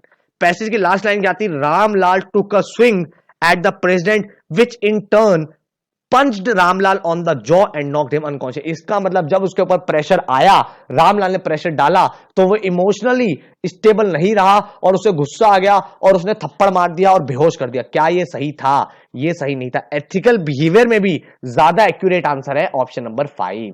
क्यों? क्योंकि उसने भाई अपनी स्टेबिलिटी, अपना इमोशन, उसकी कॉन्शियसनेस को लूज कर दिया अपनी, और वो भावनाओं में आ गया। जबकि एक अच्छा मैनेजर वही होता है जो भावनाओं में आकर डिसीजन नहीं लेता। अगर आप भावनाओं में आकर डिसीजन लोगे तो प्रॉब्लम होगी। ठीक है, तो ये चीज आपको ध्यान रखनी है। और आपको बता दूं भाई, ऐसा रियल केस अभी हुआ था रिसेंटली, इन्फोसिस में यही तो हुआ था। इन्फोसिस में यही हुआ था, जो उसका सीईओ था, बोर्ड ऑफ मेंबर्स था, बोर्ड ऑफ डायरेक्टर्स था, और जो उसका चेयरमैन था, सब लोग भाई आपस में आ गए, सब लड़ने लगे एक दूसरे को कि भाई ये सही है वो गलत है। उसने फिर बोला, इसको बोला, ठीक है। फिर एंड में नंदन नीलकानी को अपॉइंट किया गया था कि भाई उसने कहा ये करो, ये सही है। ऐसा ही सेम टू सेम हुआ था टाटा में। मैं आपको भाई रियल एग्जांपल भी दे रहा हूं, क्योंकि इन्हीं से रिलेटेड आपको डिसीजन मेकिंग देखने को मिलेगी इस साल, क्योंकि ये बड़े बड़े केसेस हुए हैं, एक्चुअल केसेस। हो सकता है कंपनी का नाम चेंज कर दो, बिल्कुल सेम केस आपको मिल जाए, क्योंकि जैट जो है वो एक्चुअल केसेस निकालता है, रॉ डाटा निकालता है, फिर वहां पे डिसीजन मेकिंग क्वेश्चन देता है। टाटा के केस में भी यही हुआ था। जो रतन टाटा थे, उन्होंने साइरस मिस्त्री को ब्लेम करा, साइरस मिस्त्री को निकाला। साइरस मिस्त्री का अपना अलग अप्रोच था। भाई टाटा की हमेशा से प्रेस्टीज रही है, वो प्रेस्टीज यही रही है कि भाई वो कभी भी अपनी कंपनी को बेचते नहीं है, चाहे प्रॉफिट हो चाहे लॉस हो। अगर आप एक चीज देखोगे तो भाई दुनिया में लोग यही कहते हैं, अगर प्रॉफिट मेकिंग कंपनी देखनी है तो रिलायंस में चले जाओ, अगर भाई आपको वर्क कल्चर देखना है तो टाटा में चले जाओ। और टाटा भाई हमारी कंट्री में एक ऐसी कंपनी है जिसका नमक से लेके जैगवार तक सब तक आता है, सॉल्ट से लेके जैगवार तक सब कुछ मिलेगा। टाटा ग्रुप में 100 से ज्यादा कंपनीज हैं, इतने सारे उनके रिसोर्सेज आते हैं, प्रोडक्ट आते हैं। लेकिन साइरस मिस्त्री क्या करते थे भाई, जो भी लॉस मेकिंग कंपनी थी उसको बेच देते थे। अब उनकी अप्रोच भी ठीक थी, उनको कहा था कि भाई एक बिजनेस है, लॉस हो रहा है तो बेच दो। लेकिन टाटा हमेशा प्रेस्टीज में लेता था सारी चीजें। टाटा कहता था जो हमारा है वो हमारा है, ठीक है। तो टाटा स्टील में भाई कुछ डीलिंग्स हुई, टाटा डोकोमो में कुछ डीलिंग्स हुई, जिसपे कुछ क्वेश्चंस रेज हुए साइरस मिस्त्री पे, कुछ क्वेश्चन रेज करे रतन टाटा ने। तो इस तरह से यहाँ पे डिसीजन मेकिंग प्रॉब्लम आ गई। भाई देखो, अगर कोई बंदा उस लेवल पे बैठा हुआ है, चेयरमैन है, सीईओ है, प्रेसिडेंट है, इसका मतलब उससे नॉलेज तो है ही। जो डिफरेंस आ रहा है वो डिफरेंस आ रहा है सिर्फ आइडियोलॉजी का, ठीक है। तो वही आइडियोलॉजी का केस हमने इस पूरे क्वेश्चन में पढ़ा था।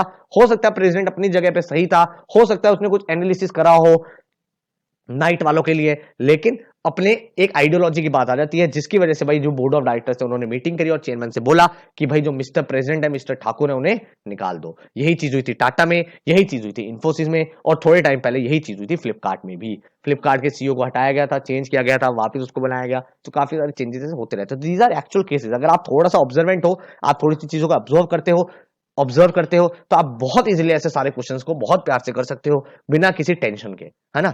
आ जाओ नेक्स्ट केस पे भाई, नेक्स्ट केस पे आ जाओ, बड़ा इंटरेस्टिंग केस है। नेक्स्ट केस देखो क्या कह रहा है। नेक्स्ट केस जो है, Om Chaudhary was one of the supervisor of fire and. ये पूरा पढ़ो भाई, पूरा पढ़ो पहले फटाफट से, फिर मैं एक्सप्लेन करूंगा, फिर हम इसके ऊपर क्वेश्चंस करेंगे। ऐसा नहीं है कि भाई आप सॉल्यूशन देखे जा रहे हो बस, फिर आपका इंप्रूवमेंट नहीं होगा। धीरे धीरे अपनी डिसीजन मेकिंग लगानी, इंप्लीमेंट करनी स्टार्ट कर दो कि हाँ इस क्वेश्चन में ये होगा, इस क्वेश्चन में ये होगा, इस क्वेश्चन में ये होगा, है ना। अब आओ फटाफट से, वो क्या कह रहा है। वो कह रहा है कि ओम चौधरी जो है वो एक सुपरवाइजर था इस डिपार्टमेंट में। किस डिपार्टमेंट में? फायर एंड सेफ्टी डिपार्टमेंट में, इस कंपनी में, मकसूद टेक्सटाइल मिल्स में। वो कजन था, किसका कजन था? मिस्टर भिवानी का कजन था, जो जनरल मैनेजर था पर्सनल डिपार्टमेंट। पर्सनल डिपार्टमेंट वो होता है जो भाई सारे पर्सनल रिलेटेड इशू, मतलब हायरिंग, सैलरी वगैरह डिसाइड करता है।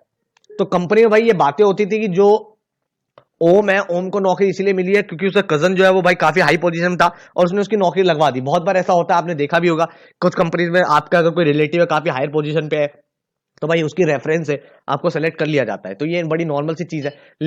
लेकिन एक चीज और दे रखी है, जो ओम था वो मेटिकुलस अपनी परफॉर्मेंस में, मतलब बहुत बेहतरीन परफॉर्मेंस करता था और कभी भी किसी को कोई रीजन नहीं दिया कंप्लेन करने के लिए।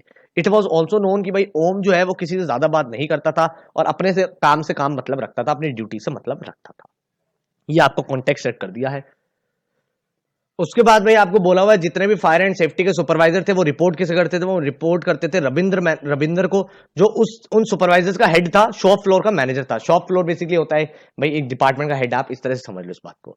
फिर वो बोल रहा है कि भाई जो पूरी मिल थी वो 3 शिफ्ट में काम करती थी और रविंद्र जो था वो एलोकेट करता था कभी मॉर्निंग की, आफ्टरनून की और नाइट की, और भाई सबको प्रेजेंट होना होता था।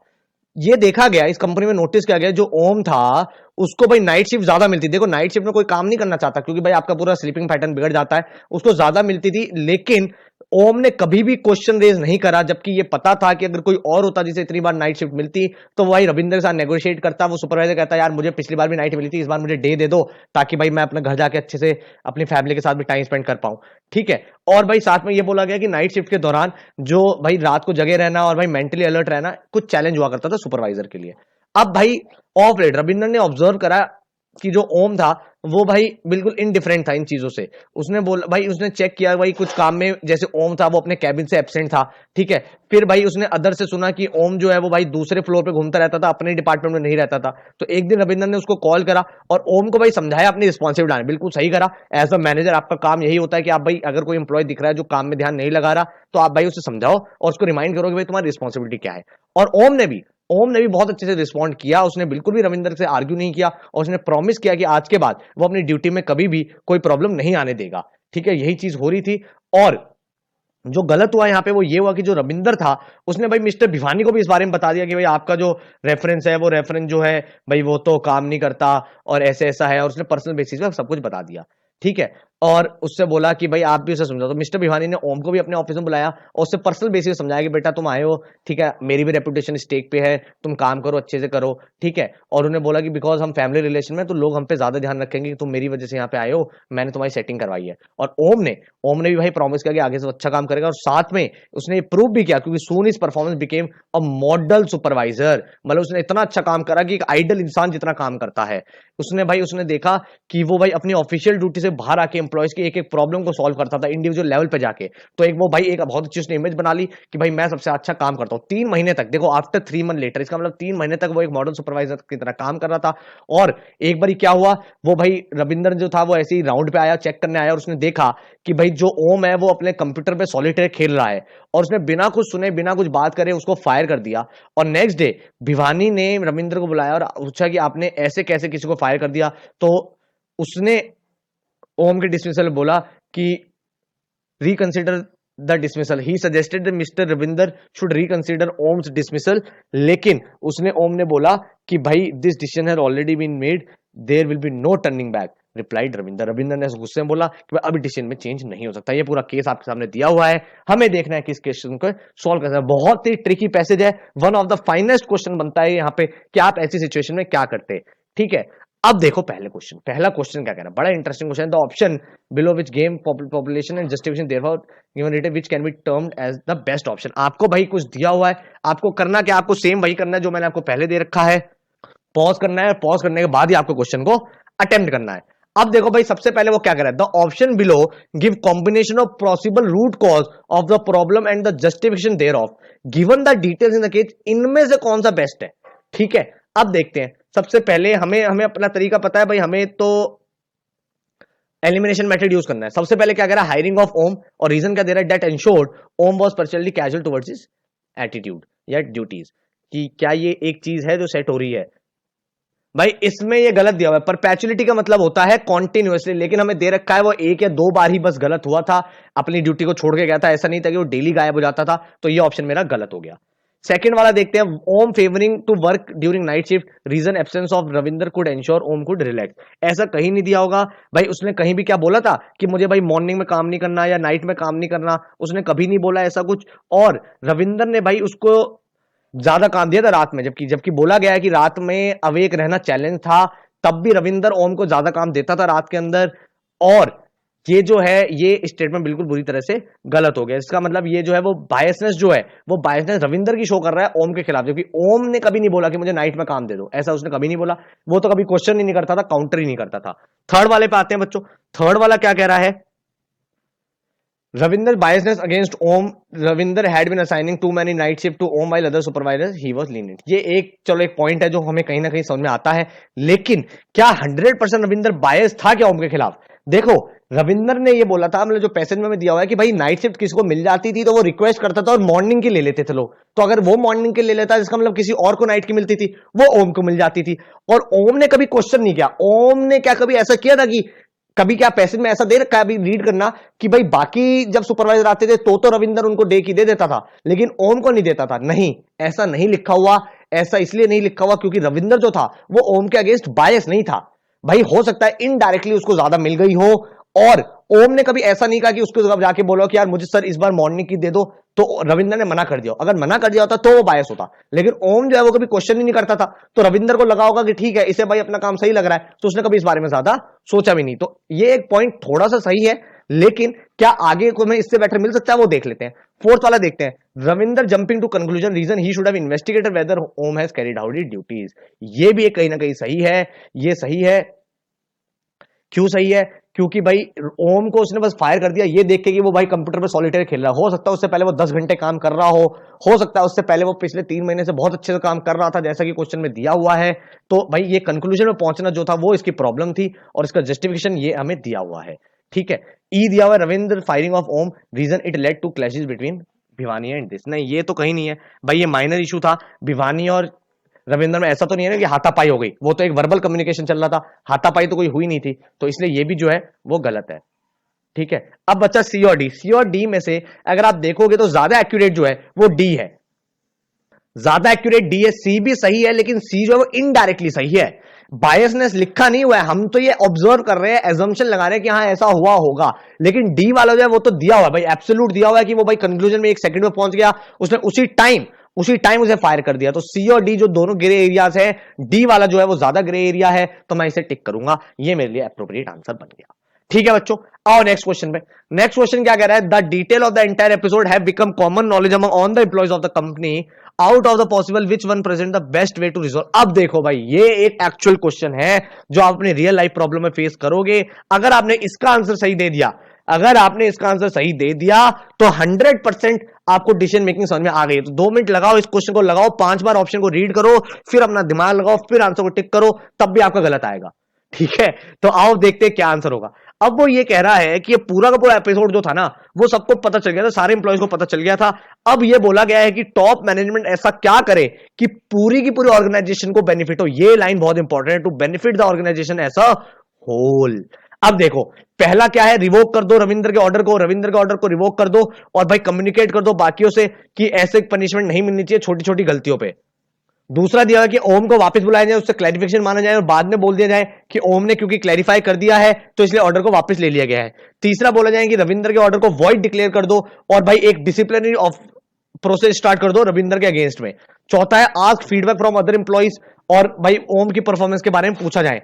ठीक है, और परफॉर्मेंस पूछा जाए और बाद में भाई इस, क्योंकि भाई सब लोग बोलेंगे कि ओम ने तो बहुत अच्छा काम किया था, क्योंकि उसमें लिखा हुआ है कि भाई वो अपनी ऑफिशियल ड्यूटी से बाहर जाके काम अच्छा करता था, और उसको यूज करके रविंद्र के ऑर्डर को हटा दिया जाए। और पांचवा है take the feedback of other reference and supervisor, जो बाकी 2-3 सुपरवाइजर और थे जिनको भाई मॉर्निंग में मिलता था या नाइट में काम मिलता था, उनसे फीडबैक लो और ओम का जो बिहेवियर है वो समझो। बच्चों अब यहां पे ना यही आपके लिए चैलेंज है, पांचों के पांचों ऑप्शन सही है, मतलब पांचों के पांचों ग्रे आंसर्स हैं, एब्सोल्युटली करेक्ट हैं, कुछ भी कर सकते हैं आप इसमें से। लेकिन यहां पे हमें बताना है बेस्ट वे जो टॉप मैनेजमेंट को करना चाहिए और साथ में इससे पूरी कंपनी पूरी ऑर्गेनाइजेशन का बेनिफिट हो। देखो अब यहां पे ये चीज कैच करने वाली बात थी, अगर फर्स्ट वाला होगा या थर्ड वाला होगा तो भाई जो वहां पे इंप्लॉइज है ना, उन इंप्लॉइज का भरोसा खत्म हो जाएगा रविंदर से, या फिर कोई भी और सीनियर होगा, फिर हर कोई किसी से भी फालतू बोलेगा। आप समझो वो अथॉरिटी जो है उसको आप खत्म कर दोगे, अंडरमाइन हो जाएगी रविंदर की अथॉरिटी। और भाई जो लोग हैं वो बार बार बातें करेंगे कि यहाँ पे यार ये एक्शन गलत हो रहा है, ये जो मैनेजर है इनको तो कुछ आता ही नहीं, पिछला वाला मैनेजर याद है। फिर लोग अपने जो इंप्लॉइज होंगे वो इंप्लॉइज ऐसे बोलेंगे अपने मैनेजर से, अपने बॉस से, भाई तुझे पता है रविंदर के साथ क्या हुआ था, तो रविंदर का ऑर्डर रिवोक हो गया था, तेरा भी हो जाएगा, तुम इससे फालतू बोला तो। वो एक अथॉरिटी वाली बात खत्म हो जाएगी। भाई अगर एक टीचर और स्टूडेंट है और मान लो प्रिंसिपल आके टीचर को कुछ बोल दे तो भाई बच्चे एकदम ऐसे हो जाते हैं कि हम ही सही हैं, फिर वो टीचर की कभी रिस्पेक्ट नहीं करते। समझ रहे हो बात, वही चीज यहां पे है। तो इसका मतलब ए और सी जो है वो बेनिफिट नहीं करेगा ऑर्गेनाइजेशन को कहीं से कहीं तक। ठीक है, अच्छा बच्चों अब यार एक बात समझो, फिफ्थ वाला जो है, फिफ्थ वाला भी कहीं ना कहीं जो है वो इसकी जो अथॉरिटी है वो अंडरमाइन कर रहा है कि नहीं कर रहा। मानो एक टीचर आ रहा है और एक बच्चों में लड़ाई हो गई और प्रिंसिपल आके बच्चों से पूछ रहा है कि बताओ टीचर के बारे में क्या है, तो इसका मतलब उस टीचर की तो कोई बात की वैल्यू ही नहीं रही ना, वो बात की वैल्यू नहीं रही, इसीलिए बच्चों से पूछ रहा है, तो ये भी गलत है आंसर। ठीक है, और भाई ये सिमिलरली डी भी गलत है। हाँ, बी वाला जो है वो बिल्कुल करेक्ट है। क्यों करेक्ट है, हमने भाई जिस बच्चे से लड़ाई हुई थी, मान लो एक टीचर है और बच्चों में लड़ाई हो गई, टीचर ने और स्टूडेंट बीच में कुछ आर्गुमेंट हो गया और टीचर ने स्टूडेंट को क्लास से बाहर निकाल दिया। ठीक है, अब आप खुद सोचो, अब आप एक बात सोचना, इस क्वेश्चन को इस तरह से समझना कि टीचर ने स्टूडेंट को बाहर निकाल दिया, प्रिंसिपल आता है और प्रिंसिपल टीचर को हटा देता है, वो भी गलत है। भाई बच्चे समझेंगे यार ये क्या, यहाँ तो टीचर की कोई सुनी नहीं जाती, हम बच्चे तो भाई कुछ भी कर सकते हैं, वी आर द किंग। ठीक है, दूसरा ये है कि अगर आप बच्चों से फीडबैक ले रहे हो वो भी गलत है। लेकिन बच्चों अगर इस केस में आप सोचो एक बच्चे को पूछा गया कि भाई तेरी गलती क्या थी, बच्चे ने अपने आप को एक्सप्लेन किया, उसके बाद प्रिंसिपल ने उसे क्लास में भेज दिया वार्निंग देके, तो अब क्या हुआ, अब टीचर की बात भी रह गई और बच्चे की बात भी रह गई। बच्चा कहेगा भाई मेरा क्लैरिफिकेशन लिया गया था और भाई मुझे कंपनी वापस लाया गया, तो मेरी भाई रिस्पेक्ट है। और भाई टीचर की बात को तो काटा ही नहीं गया ना, प्रिंसिपल ने उस बच्चे से क्लैरिफिकेशन ले ली और उस बच्चे को बोल दिया कि भाई हाँ तेरी बात मुझे समझ में आ गई, तू क्लास में जा, तो टीचर की अथॉरिटी भी रह गई और बच्चा जो था वो क्लास में आ भी गया। तो this is the best possible answer in this case. समझ में आया, काफी ट्रिकी क्वेश्चन था, काफी लोगों का गलत हुआ था जिस टाइम ये क्वेश्चन आया था पेपर में। आ जाओ नेक्स्ट क्वेश्चन पे। नेक्स्ट क्वेश्चन क्या कह रहा है, ये देखो, out of the option below which one summarises from the learning from the solitaire incident. भाई जो गेम खेल रहा था उससे क्या लर्निंग होती है इस पूरे क्वेश्चन में। सबसे पहला, manager often do not take responsibility towards training junior. क्या ये बात कहीं हुई है? ट्रेनिंग की बात हुई है पूरे पैसेज में? बताओ, खुद ही बताओ। नहीं हुई, इसे एलिमिनेट करो। सेकंड पे आओ, people tend to become relax during night shift and required surprise check to keep them on their toes. ये हाँ कहीं ना कहीं करेक्ट लग रहा है, ये करेक्ट लग रहा है, हाँ हो सकता है आंसर, बिल्कुल सही है। थर्ड पे आते हैं, certain roles would have different ways of carrying out their duties. बिल्कुल भाई, ये भी सही लग रहा है। ये भी सही क्यों लग रहा है भाई? हो सकता है सर्टेन रोल। भाई आप देखो, जो ओम था, क्या वो वर्कर था? वो वर्कर नहीं था। वो कौन था? वो सुपरवाइजर था। सुपरवाइजर का काम क्या होता है? सुपरवाइजर का काम होता है सुपरवाइज करना, ठीक है। ये काम नहीं होता कि वो भाई बार बार जाके बैठे। तो अगर वो थोड़ी देर सॉलिटेयर खेल भी लिया तो इस ओके, बिकॉज उसका काम सुपरविजन है, उसका काम परफॉर्मेंस करना नहीं है। वो तो ये देख रहा है कि मैन वर्कर सही से काम कर रहे हैं कि नहीं कर रहे। हो सकता है उसने काम दे दिया हो और वो लोग सही से काम कर रहे हो। चौथा देखते हैं, having relative in the same problem, having relative in the same organization can be a source of potential problem. हाँ ये हो सकता है, लेकिन क्या ये सॉलिटेयर इंसिडेंट से पता चला था? नहीं, ये सॉलिटेयर इंसिडेंट से नहीं पता चला था। फिर फिफ्थ देखते हैं, फिफ्थ वाला पॉइंट क्या कह रहे हैं? फिफ्थ वाला पॉइंट कह रहा है, manager tend to allocate silent people to different places. तो क्या ये बात कहीं से समझ में आ रही है? ये तो भाई बिल्कुल वेक है, ये कहीं से पॉइंट नहीं है कि भाई साइलेंट पीपल को खड़ा करो। अब भाई बचा बी और सी। बी और सी में से कौन सा सही है ये देखते हैं। बी वाला अगर आप देखोगे तो वो कहीं ना कहीं थोड़ा सा नेगेटिव है। थोड़ा सा नेगेटिव इसलिए है क्योंकि अगर ये दिया होता, अगर क्वेश्चन में ये दिया होता कि ओम जो है ना, ओम अपना ड्यूटी सही से नहीं कर रहा, तो भाई सरप्राइज चेक करो। अगर कोई बच्चा पढ़ नहीं रहा तो भाई पढ़ नहीं रहा, तो आप देखोगे वो भाई रूम में जाके पढ़ रहा है कि नहीं पढ़ रहा, ठीक है। लेकिन मान लो आपको यह दिया कि 3 महीने से वो बच्चा हर दिन पढ़ रहा है डेली 8 घंटे, तो क्या रूम में जाके चेक करने की जरूरत है? आप खुद बताओ। नहीं है, क्योंकि आपको पता है 3 महीने से वो अच्छे से पढ़ रहा है। सेम चीज यहां पे है, वो 3 महीने से अच्छे से काम कर रहा है। अगर दिया होता कि भाई वो बीच बीच में गायब हो जाता है, अब काम नहीं करता, अभी भी वो इतना बॉन्ड करने के बाद भी वो भाग जाता है, तो मैं ये कहता हाँ ये सही है। बट ऐसा है ही नहीं। तो इसका मतलब ये है, certain roles have different way of carrying out duties. कुछ बच्चे ऐसे होते हैं भाई जो लिख लिख के पढ़ते हैं, कुछ बच्चे ऐसे होते हैं जो बोल बोल के पढ़ते हैं, कुछ बच्चे ऐसे होते हैं जो सोफा पे पढ़ते हैं। वही चीज यहां पे है, अलग अलग ड्यूटी का अलग अलग रोल है। तो भाई सुपरवाइजर का रोल था, सुपरवाइजर का रोल काम करना नहीं था, सुपरवाइज करना था। और उसने लगा होगा कि भाई वर्कर जो है वो काम सही से कर रहे होंगे, तो उसने क्या करा, वो थोड़ी देर सॉलिटेयर खेलने लगा। और रात को भाई वो काम कर रहा है, तो हो सकता है ऐसा ब्रेक। भाई आप रात को गाड़ी भी चलाते हो तो गाने चलाने के लिए बोलते हैं ना कि गाने चलाते रहो फिर गाड़ी चलाओ, क्यों? ताकि आपका जो दिमाग है वो एक्टिव रहे। हो सकता है वो इसलिए गेम खेल रहा हो ताकि उसे रिफ्रेशमेंट मिल जाए, ठीक है। तो अब गाने सुनना आपका पर्पस थोड़ी है, आपका पर्पस तो अपना काम करना है। आप गाड़ी चला रहे हो लेकिन आपको कोई बोले कि भाई तू गाने सुनना था, तो भाई ये गलत है। ये गलत नहीं है, this is because so that you can perform your duty in an efficient manner. तो वही चीज यहां पे है, ठीक है। समझ में आई बात की नहीं आई? आओ नेक्स्ट क्वेश्चन पे, क्वेश्चन नंबर 4 पे। क्वेश्चन नंबर 4 क्या कह रहा है भाई? क्वेश्चन नंबर 4 कह रहा है, of the options below which could have been a better response from Ravinder when he saw Om playing rather than by firing. Firing करने की जगह इनमें से क्या होता, ये देखते हैं, ठीक है। कौन सा इसका बेस्ट आंसर यहां पे होता? फायर नहीं करता तो क्या करता, ये देखते हैं। तो भाई हम सबसे पहले देखते हैं, he should have clarified his authority to fire employees. सबसे पहले क्या ये बताता? मान लो भाई एक टीचर है, वो चीटिंग करते हुए किसी को देख रहा है, तो क्या बताएगा? तो ये कोई कॉन्फिडेंट मैनेजर नहीं है। इसका मतलब ये है कि भाई वो डर जाता है। भाई अगर मान लो टीचर है और एक टीचर बच्चे से कह रहा है भाई मैं टीचर हूं, तो वही बच्चे है, हमें पता है तो टीचर है, तो वही चीज है। तो वही चीज अगर वो अथॉरिटी अपनी क्लैरिफाई कर रहा है, इसका मतलब उसके बच्चे कोई इज्जत ही नहीं करते, ठीक है। वही चीज यहां पे अगर कोई बॉस बार बार इंप्लॉय के आगे कह रहा है मैं बॉस हूं, तो भाई इसका मतलब उसको अपनी अथॉरिटी पे खुद ही डाउट है, वो खुद ही कॉन्फिडेंट नहीं है, इसलिए बार बार उस बात को बोल रहा है। तो ये तो गलत रिस्पॉन्स होता। सेकंड है कि मिस्टर भिवानी को इन्फॉर्म करो। भाई हर बात के लिए मिस्टर भिवानी को क्या इन्फॉर्म करना? वो एक सीनियर पोजीशन पे है, वो जो रिपोर्टिंग है वो ऐसा थोड़ी है कि रविंदर मिस्टर भिवानी को रिपोर्ट करता है, वो तो बस नोन है इसलिए बार बार रिपोर्ट कर रहा है। तो ये भी गलत है, this is not ideal response. Third क्या है? थर्ड है, he should have asked employees of the shift regarding Om's performance of his duties. क्या ये सही होता कि आप आसपास वाले से पूछ रहे हो भाई बताओ ये सही कर रहा है कि नहीं कर रहा? ये भी कहीं ना कहीं सही नहीं है। मतलब कुछ प्रपोर्शन तो सही है, लेकिन देखते हैं क्या कोई और आंसर है जो सेटिस्फाई करता है। He should have checked if Om has done the duties और नॉट। ये एक आंसर में आ रहा है कि हाँ ये भी एक सही आंसर है। क्यों मैं पहले चेक कर लेता ओम ने काम किया है कि नहीं किया, उसके बाद में उससे पूछता कि भाई तू सॉलिटेयर क्यों खेल रहा था।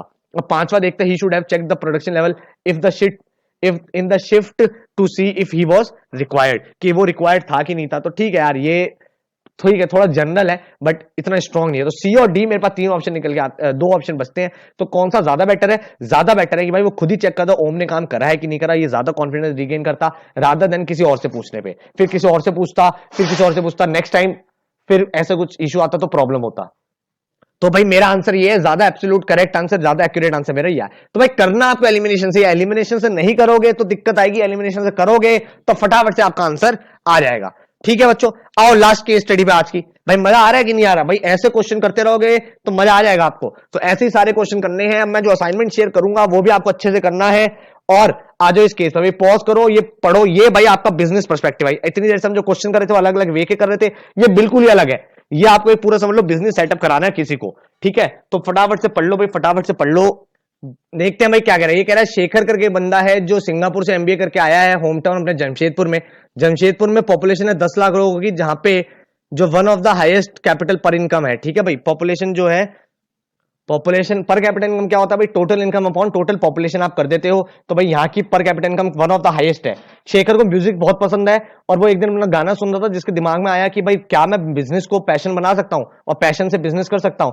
तो उसने थोड़े दिन बाद कोइंसिडेंटली ये देखा कि भाई फ्रेंचाइजी आ रही है, और उस फ्रेंचाइजी में है क्या, क्योंकि भाई जमशेदपुर में एक भी म्यूजिक आउटलेट अच्छा नहीं था। और उसने कहा कि भाई यहाँ के लोग अच्छा क्वालिटी ले सकते हैं, अच्छी वैरायटी ले सकते हैं, क्योंकि भाई यहाँ के लोगों की पर कैपिटल इनकम अच्छी है। तो उसने कहा कि क्या मैं ऐसा बिजनेस करूं? तो एक कंपनी थी म्यूजिक वर्ल्ड करके, जिसने भाई कहा था कि फ्रेंचाइजी ले लो। फ्रेंचाइजी ये होता है कि भाई बड़े बड़े ब्रांड होते हैं, आप फ्रेंचाइजी लेके खोलते हो, जैसे मैकडॉनल्ड हो गया, डोमिनोज हो गया। वैसे म्यूजिक वर्ल्ड था, वो अपनी फ्रेंचाइजी दे रहा था, लेकिन उसकी कंडीशन थी कि 1200 स्क्वायर फुट का आपको स्पेस चाहिए और 30 लाख का इन्वेस्टमेंट चाहिए।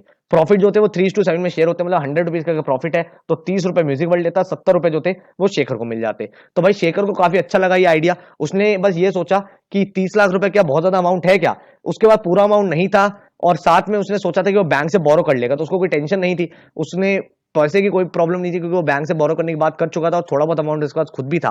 बात आई थी कि he made inquiries with other franchise, जो अदर फ्रेंचाइजी थी जैसे पटना और रांची में, जहां पे सिमिलर फुटबॉल था, उनसे वहां पे बात करी। और उनसे बात करने के बाद उसको रियलाइज हुआ कि भाई मैं ठीक लग रहा है आइडिया।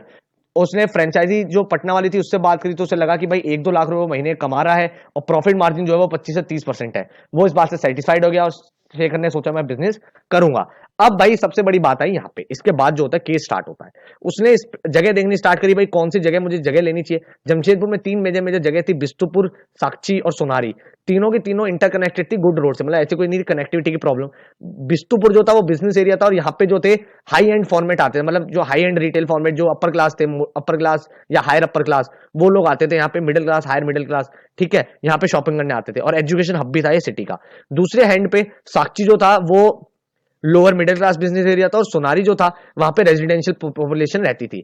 अब शेखर जो था वो बिस्तुपुर सेलेक्ट करने के मूड में था, क्योंकि बिस्तुपुर में भाई हाई एंड के लोग आते थे। लेकिन भाई वहां पे उसके सामने प्रॉब्लम आ गई। प्रॉब्लम क्या आ गई भाई? बिस्तुपुर में एक तो जगह नहीं मिल रही थी, और बिकॉज क्योंकि वो इतना ज्यादा पॉपुलर था, वहां पे हाई एंड लोग आते ही आते थे और एजुकेशन हब था, तो इसीलिए वहां पे भाई 30-40 रुपए पर स्क्वायर फीट की वहां पे रेंट देना पड़ता। जबकि साक्षी और सोनारी में जो रेंट था वो बिल्कुल हाफ था, 15 से 20 रुपीज, मतलब हाफ था। अगर यहाँ पे 1 लाख का रेंट दे रहा है, यहाँ 50,000 का ही जा रहा है। साथ में शेखर का एक फ्रेंड था साक्षी में जो रहता था, उसने बोला कि भाई बड़े बड़े जो ब्रांड है वो यहाँ पे साक्षी में इस समय खुल रहे हैं, and it seemed to be fastest growing market in Jamshedpur. Jamshedpur का आज के डेट में सबसे प्रीमियम है। जैसे आप ये समझ लो कि जैसे गुड़गांव है, गुड़गांव भाई एकदम कॉर्पोरेट के लिए बन चुका है, चंडीगढ़ में अब बन रहा है।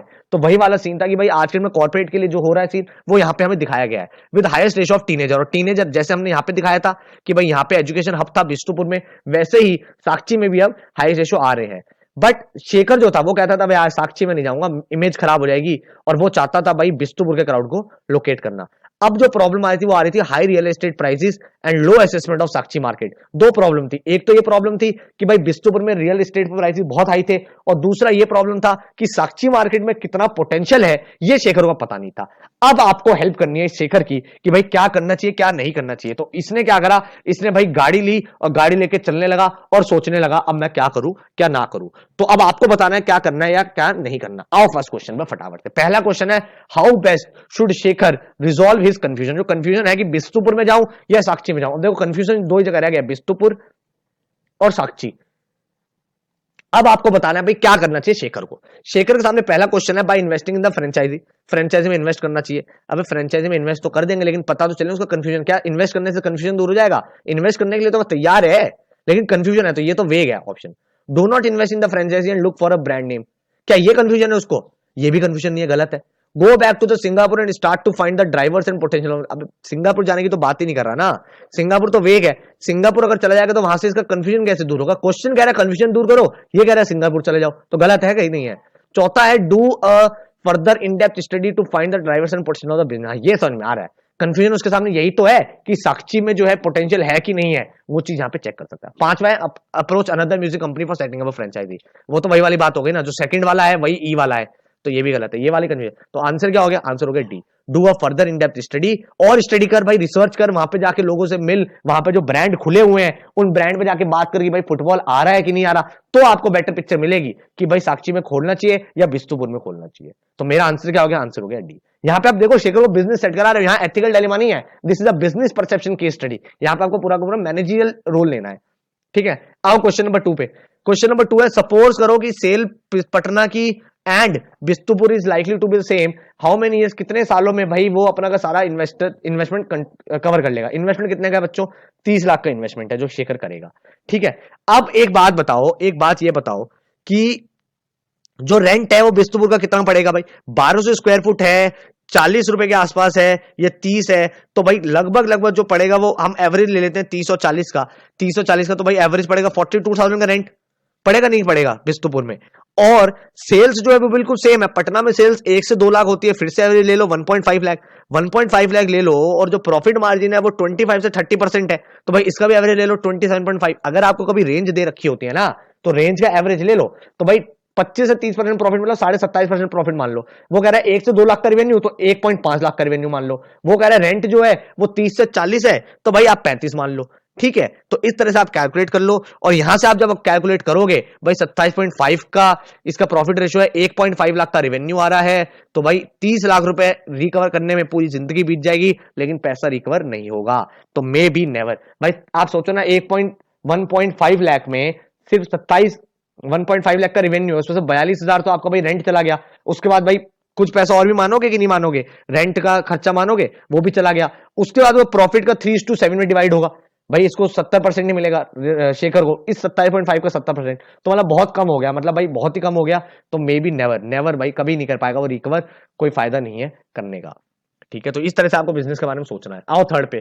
थर्ड क्या है? What could be the most likely reason for Shekhar's bias in favour of Bistupur. भाई शेखर जो है वो बिस्तुपुर में क्यों खोलना चाहता था, ये आपको मुझे बताना है। ये क्वेश्चन इंटरेस्टिंग है, यहां पे आपको भाई थोड़ा सा आपको लॉजिक बनाना है भाई, आपको अपना बिल्ड करना है। यहां पे एलिमिनेशन चलेगा, ठीक है। अब देखते हैं भाई एलिमिनेशन से कैसे सॉल्व होगा। Crowded image of Sakshi, crowded, पहले देखते हैं सेकंड वाला ऑप्शन, ठीक है। कहीं पे क्या मेंशन किया हुआ है कि शेखर के दिमाग में क्राउडेड इमेज थी साक्षी की? ऐसा तो कहीं नहीं है, उसे तो भाई जबकि क्राउड चाहिए, तो ऐसा है नहीं। तो ये इसने भाई लो इमेज बोला हुआ है, इसने बोला है वो लो इमेज है, लेकिन क्राउडेड इमेज है ये नहीं बोला हुआ है ना, तो ये बात गलत है, ये भाई बिल्कुल गलत है। उसके बाद भाई थर्ड देखते हैं, it was difficult for Shekhar to associate non Bistupur with good quality. Point है भाई, पॉइंट है, समझ में आ रहा है, ये पॉइंट बिल्कुल समझ में आ रहा है, ये पॉइंट कहीं ना कहीं सही है। बट ये क्या बायसनेस का ओनली रीजन हो सकता है? ये देखेंगे, अगर हमें इससे बेटर ऑप्शन नहीं मिला तो हमें सी के साथ जाना पड़ेगा। हायर रेंटल्स इन बिस्तुपुर, क्या ये रीजन था? सोचो सोचो सोचो भाई, ये रीजन नहीं था, ये रीजन नहीं था, ये तो बिल्कुल आप एलिमिनेट कर सकते हो। लेकिन हायर रेंटल जो थे, हायर रेंटल जो थे वो तो अपोजिट है। अगर मैं कह रहा हूं कि शेखर बायस है बिस्तुपुर की तरफ, तो वो बिस्तुपुर की तरफ बायस इसलिए कि क्योंकि वहां रेंट आई है? नहीं, ये तो सेंटेंस अपोजिट है। वो अगर ये बोलता कि वो बायस है साक्षी की तरफ, क्यों? क्योंकि वहां पे लो रेंट है, तो पॉइंट समझ में आता, हाँ भाई एक रीजन है ये। लेकिन बिस्तुपुर में तो ऑलरेडी हाई रेंट है, हाई रेंट है, उसके बाद वो बायस होगा कि बिस्तु तरफ करो? नहीं होगा, तो बिस्तु, ये वाला ऑप्शन गलत है। उसका patrol of Bistu shops by executive their family, ये भी कहीं मेंशन नहीं है। अब मेरे पास ए और सी बचा, ए वाला हमने पढ़ा नहीं, ए पढ़ लेते हैं। Presence of college going crowd as he felt that the customers for the latest music. अब ए भी सही है, यहां पे मेरे पास सी भी सही है, लेकिन जो सी है वो क्या इसी, मतलब जो शेखर है वो सिर्फ बिस्तुपुर के लिए इसलिए बायस था क्योंकि उसने सोचा था कि जो नॉन बिस्तुपुर एरिया है वो गुड क्वालिटी प्रोडक्ट नहीं चाहते? नहीं, वो एक रीजन था, बट वो उसकी बायसनेस का रीजन नहीं था। वो बिस्तुपुर में सेटअप जरूर करना चाहता था क्योंकि उसने कहा कि वहां पे भाई हाई एंड लोग आते हैं, हाई प्रीमियम लोग आते हैं, लेकिन वो बायस जो था वो इसलिए था क्योंकि उसे पता था वहां पे भाई एजुकेशन हब है, और वहां पे भाई कॉलेज गोइंग क्राउड है, और लेटेस्ट म्यूजिक जो होता है वो कॉलेज गोइंग क्राउड ज्यादा सुनना पसंद करते हैं। तो मेरा ए आंसर जो है वो ज्यादा अप्रोप्रिएट है सी से, तो मेरा ए इज द राइट आंसर, ठीक है। क्वेश्चन नंबर 2 पे आओ भाई। क्वेश्चन नंबर 2 है काफी इंटरेस्ट, नेक्स्ट ये क्वेश्चन नंबर 4 है, सॉरी, क्वेश्चन नंबर 4 है, काफी इंटरेस्टिंग है। Which of the following is the most important decision criteria in such a business situation. अब ये पांचों सही है भाई, पांचों सही है, आपको चेक करना है ज्यादा सही कौन सा है भाई। इस पूरे केस में बच्चों मुझे ये बताओ, इस पूरे केस में मुझे बताओ, क्या कहीं पे चेंज इन म्यूजिक इंडस्ट्री की बात हो रही है कि नहीं हो रही? नहीं हो रही, ये हम खुद ही प्रेडिक्ट कर रहे हैं। फ्यूचर मार्केट ग्रोथ की बात हो रही है कि नहीं हो रही? साक्षी की थोड़ी सी बात हुई थी, लेकिन वो मार्केट ग्रोथ क्या म्यूजिक की बात हुई? नहीं हुई। प्रॉफिटेबिलिटी की बात हुई कि भाई चाहता है शेखर कि भाई पहले महीने मेरा प्रॉफिट हो जाए, क्या ऐसी बात हुई? कहीं भी, कहीं भी नहीं हुई। तो ये भी गलत है। अब बात आई फाइनेंशियल कैपेबिलिटी और रियल एस्टेट प्राइसेस। अब आप मुझे बताओ इन दोनों में से क्या चीज है? क्या फाइनेंशियल बर्डन था? नहीं था। यहां अगर आपने पैसेज को ध्यान से पढ़ा था तो उसमें यह कहीं नहीं लिखा हुआ कि भाई फाइनेंशियल क्रंच था। हाँ, ये लिखा हुआ था कि वो बोरो कर लेगा, लेकिन ये कहीं नहीं लिखा हुआ था कि एज अ एंटरप्रेन्योर उसका पैसा ही नहीं है। उसको एक प्रॉब्लम थी पैसे की, but was that the most important decision criteria? No, most important decision criteria was real estate prices. तभी तो वो कंफ्यूज हो रहा था, मैं साक्षी जाऊं या बिस्तुपुर जाऊं, क्योंकि बिस्तुपुर में 40,000 की जगह थी तो साक्षी में 20,000 की जगह थी। ये पूरे पैसेज का एसेंस था, ना कि ये एसेंस था फाइनेंशियल कैपेबिलिटी। काफी बच्चों ने ये गलत किया था, लेकिन हमें पता है हमें 2 ग्रे मिलेंगे तो हम जो बेटर होगा उसको टिक करेंगे। तो मेरा आंसर क्या आ गया? मेरा आंसर आ गया रियल एस्टेट के प्राइसेस। आई होप आपको भाई डिसीजन मेकिंग की काफी ज्यादा डिटेल्ड इंसाइट मिल चुकी है। अब आप तैयार हो बिल्कुल असाइनमेंट्स करने के लिए। अगर आप रेडी हो तो भाई अब तैयार हो जाओ, क्योंकि डिसीजन मेकिंग जो है भाई, डिसीजन मेकिंग में जितने ज्यादा क्वेश्चन आप प्रैक्टिस करोगे उतने ज्यादा ही आपका फायदा होगा। तो भाई अगर आपको ये वीडियो पसंद आई है, आपको भाई चीजें समझ में आ गई हैं, तो भाई चैनल को लाइक सब्सक्राइब कर दो और ऑल द वेरी बेस्ट।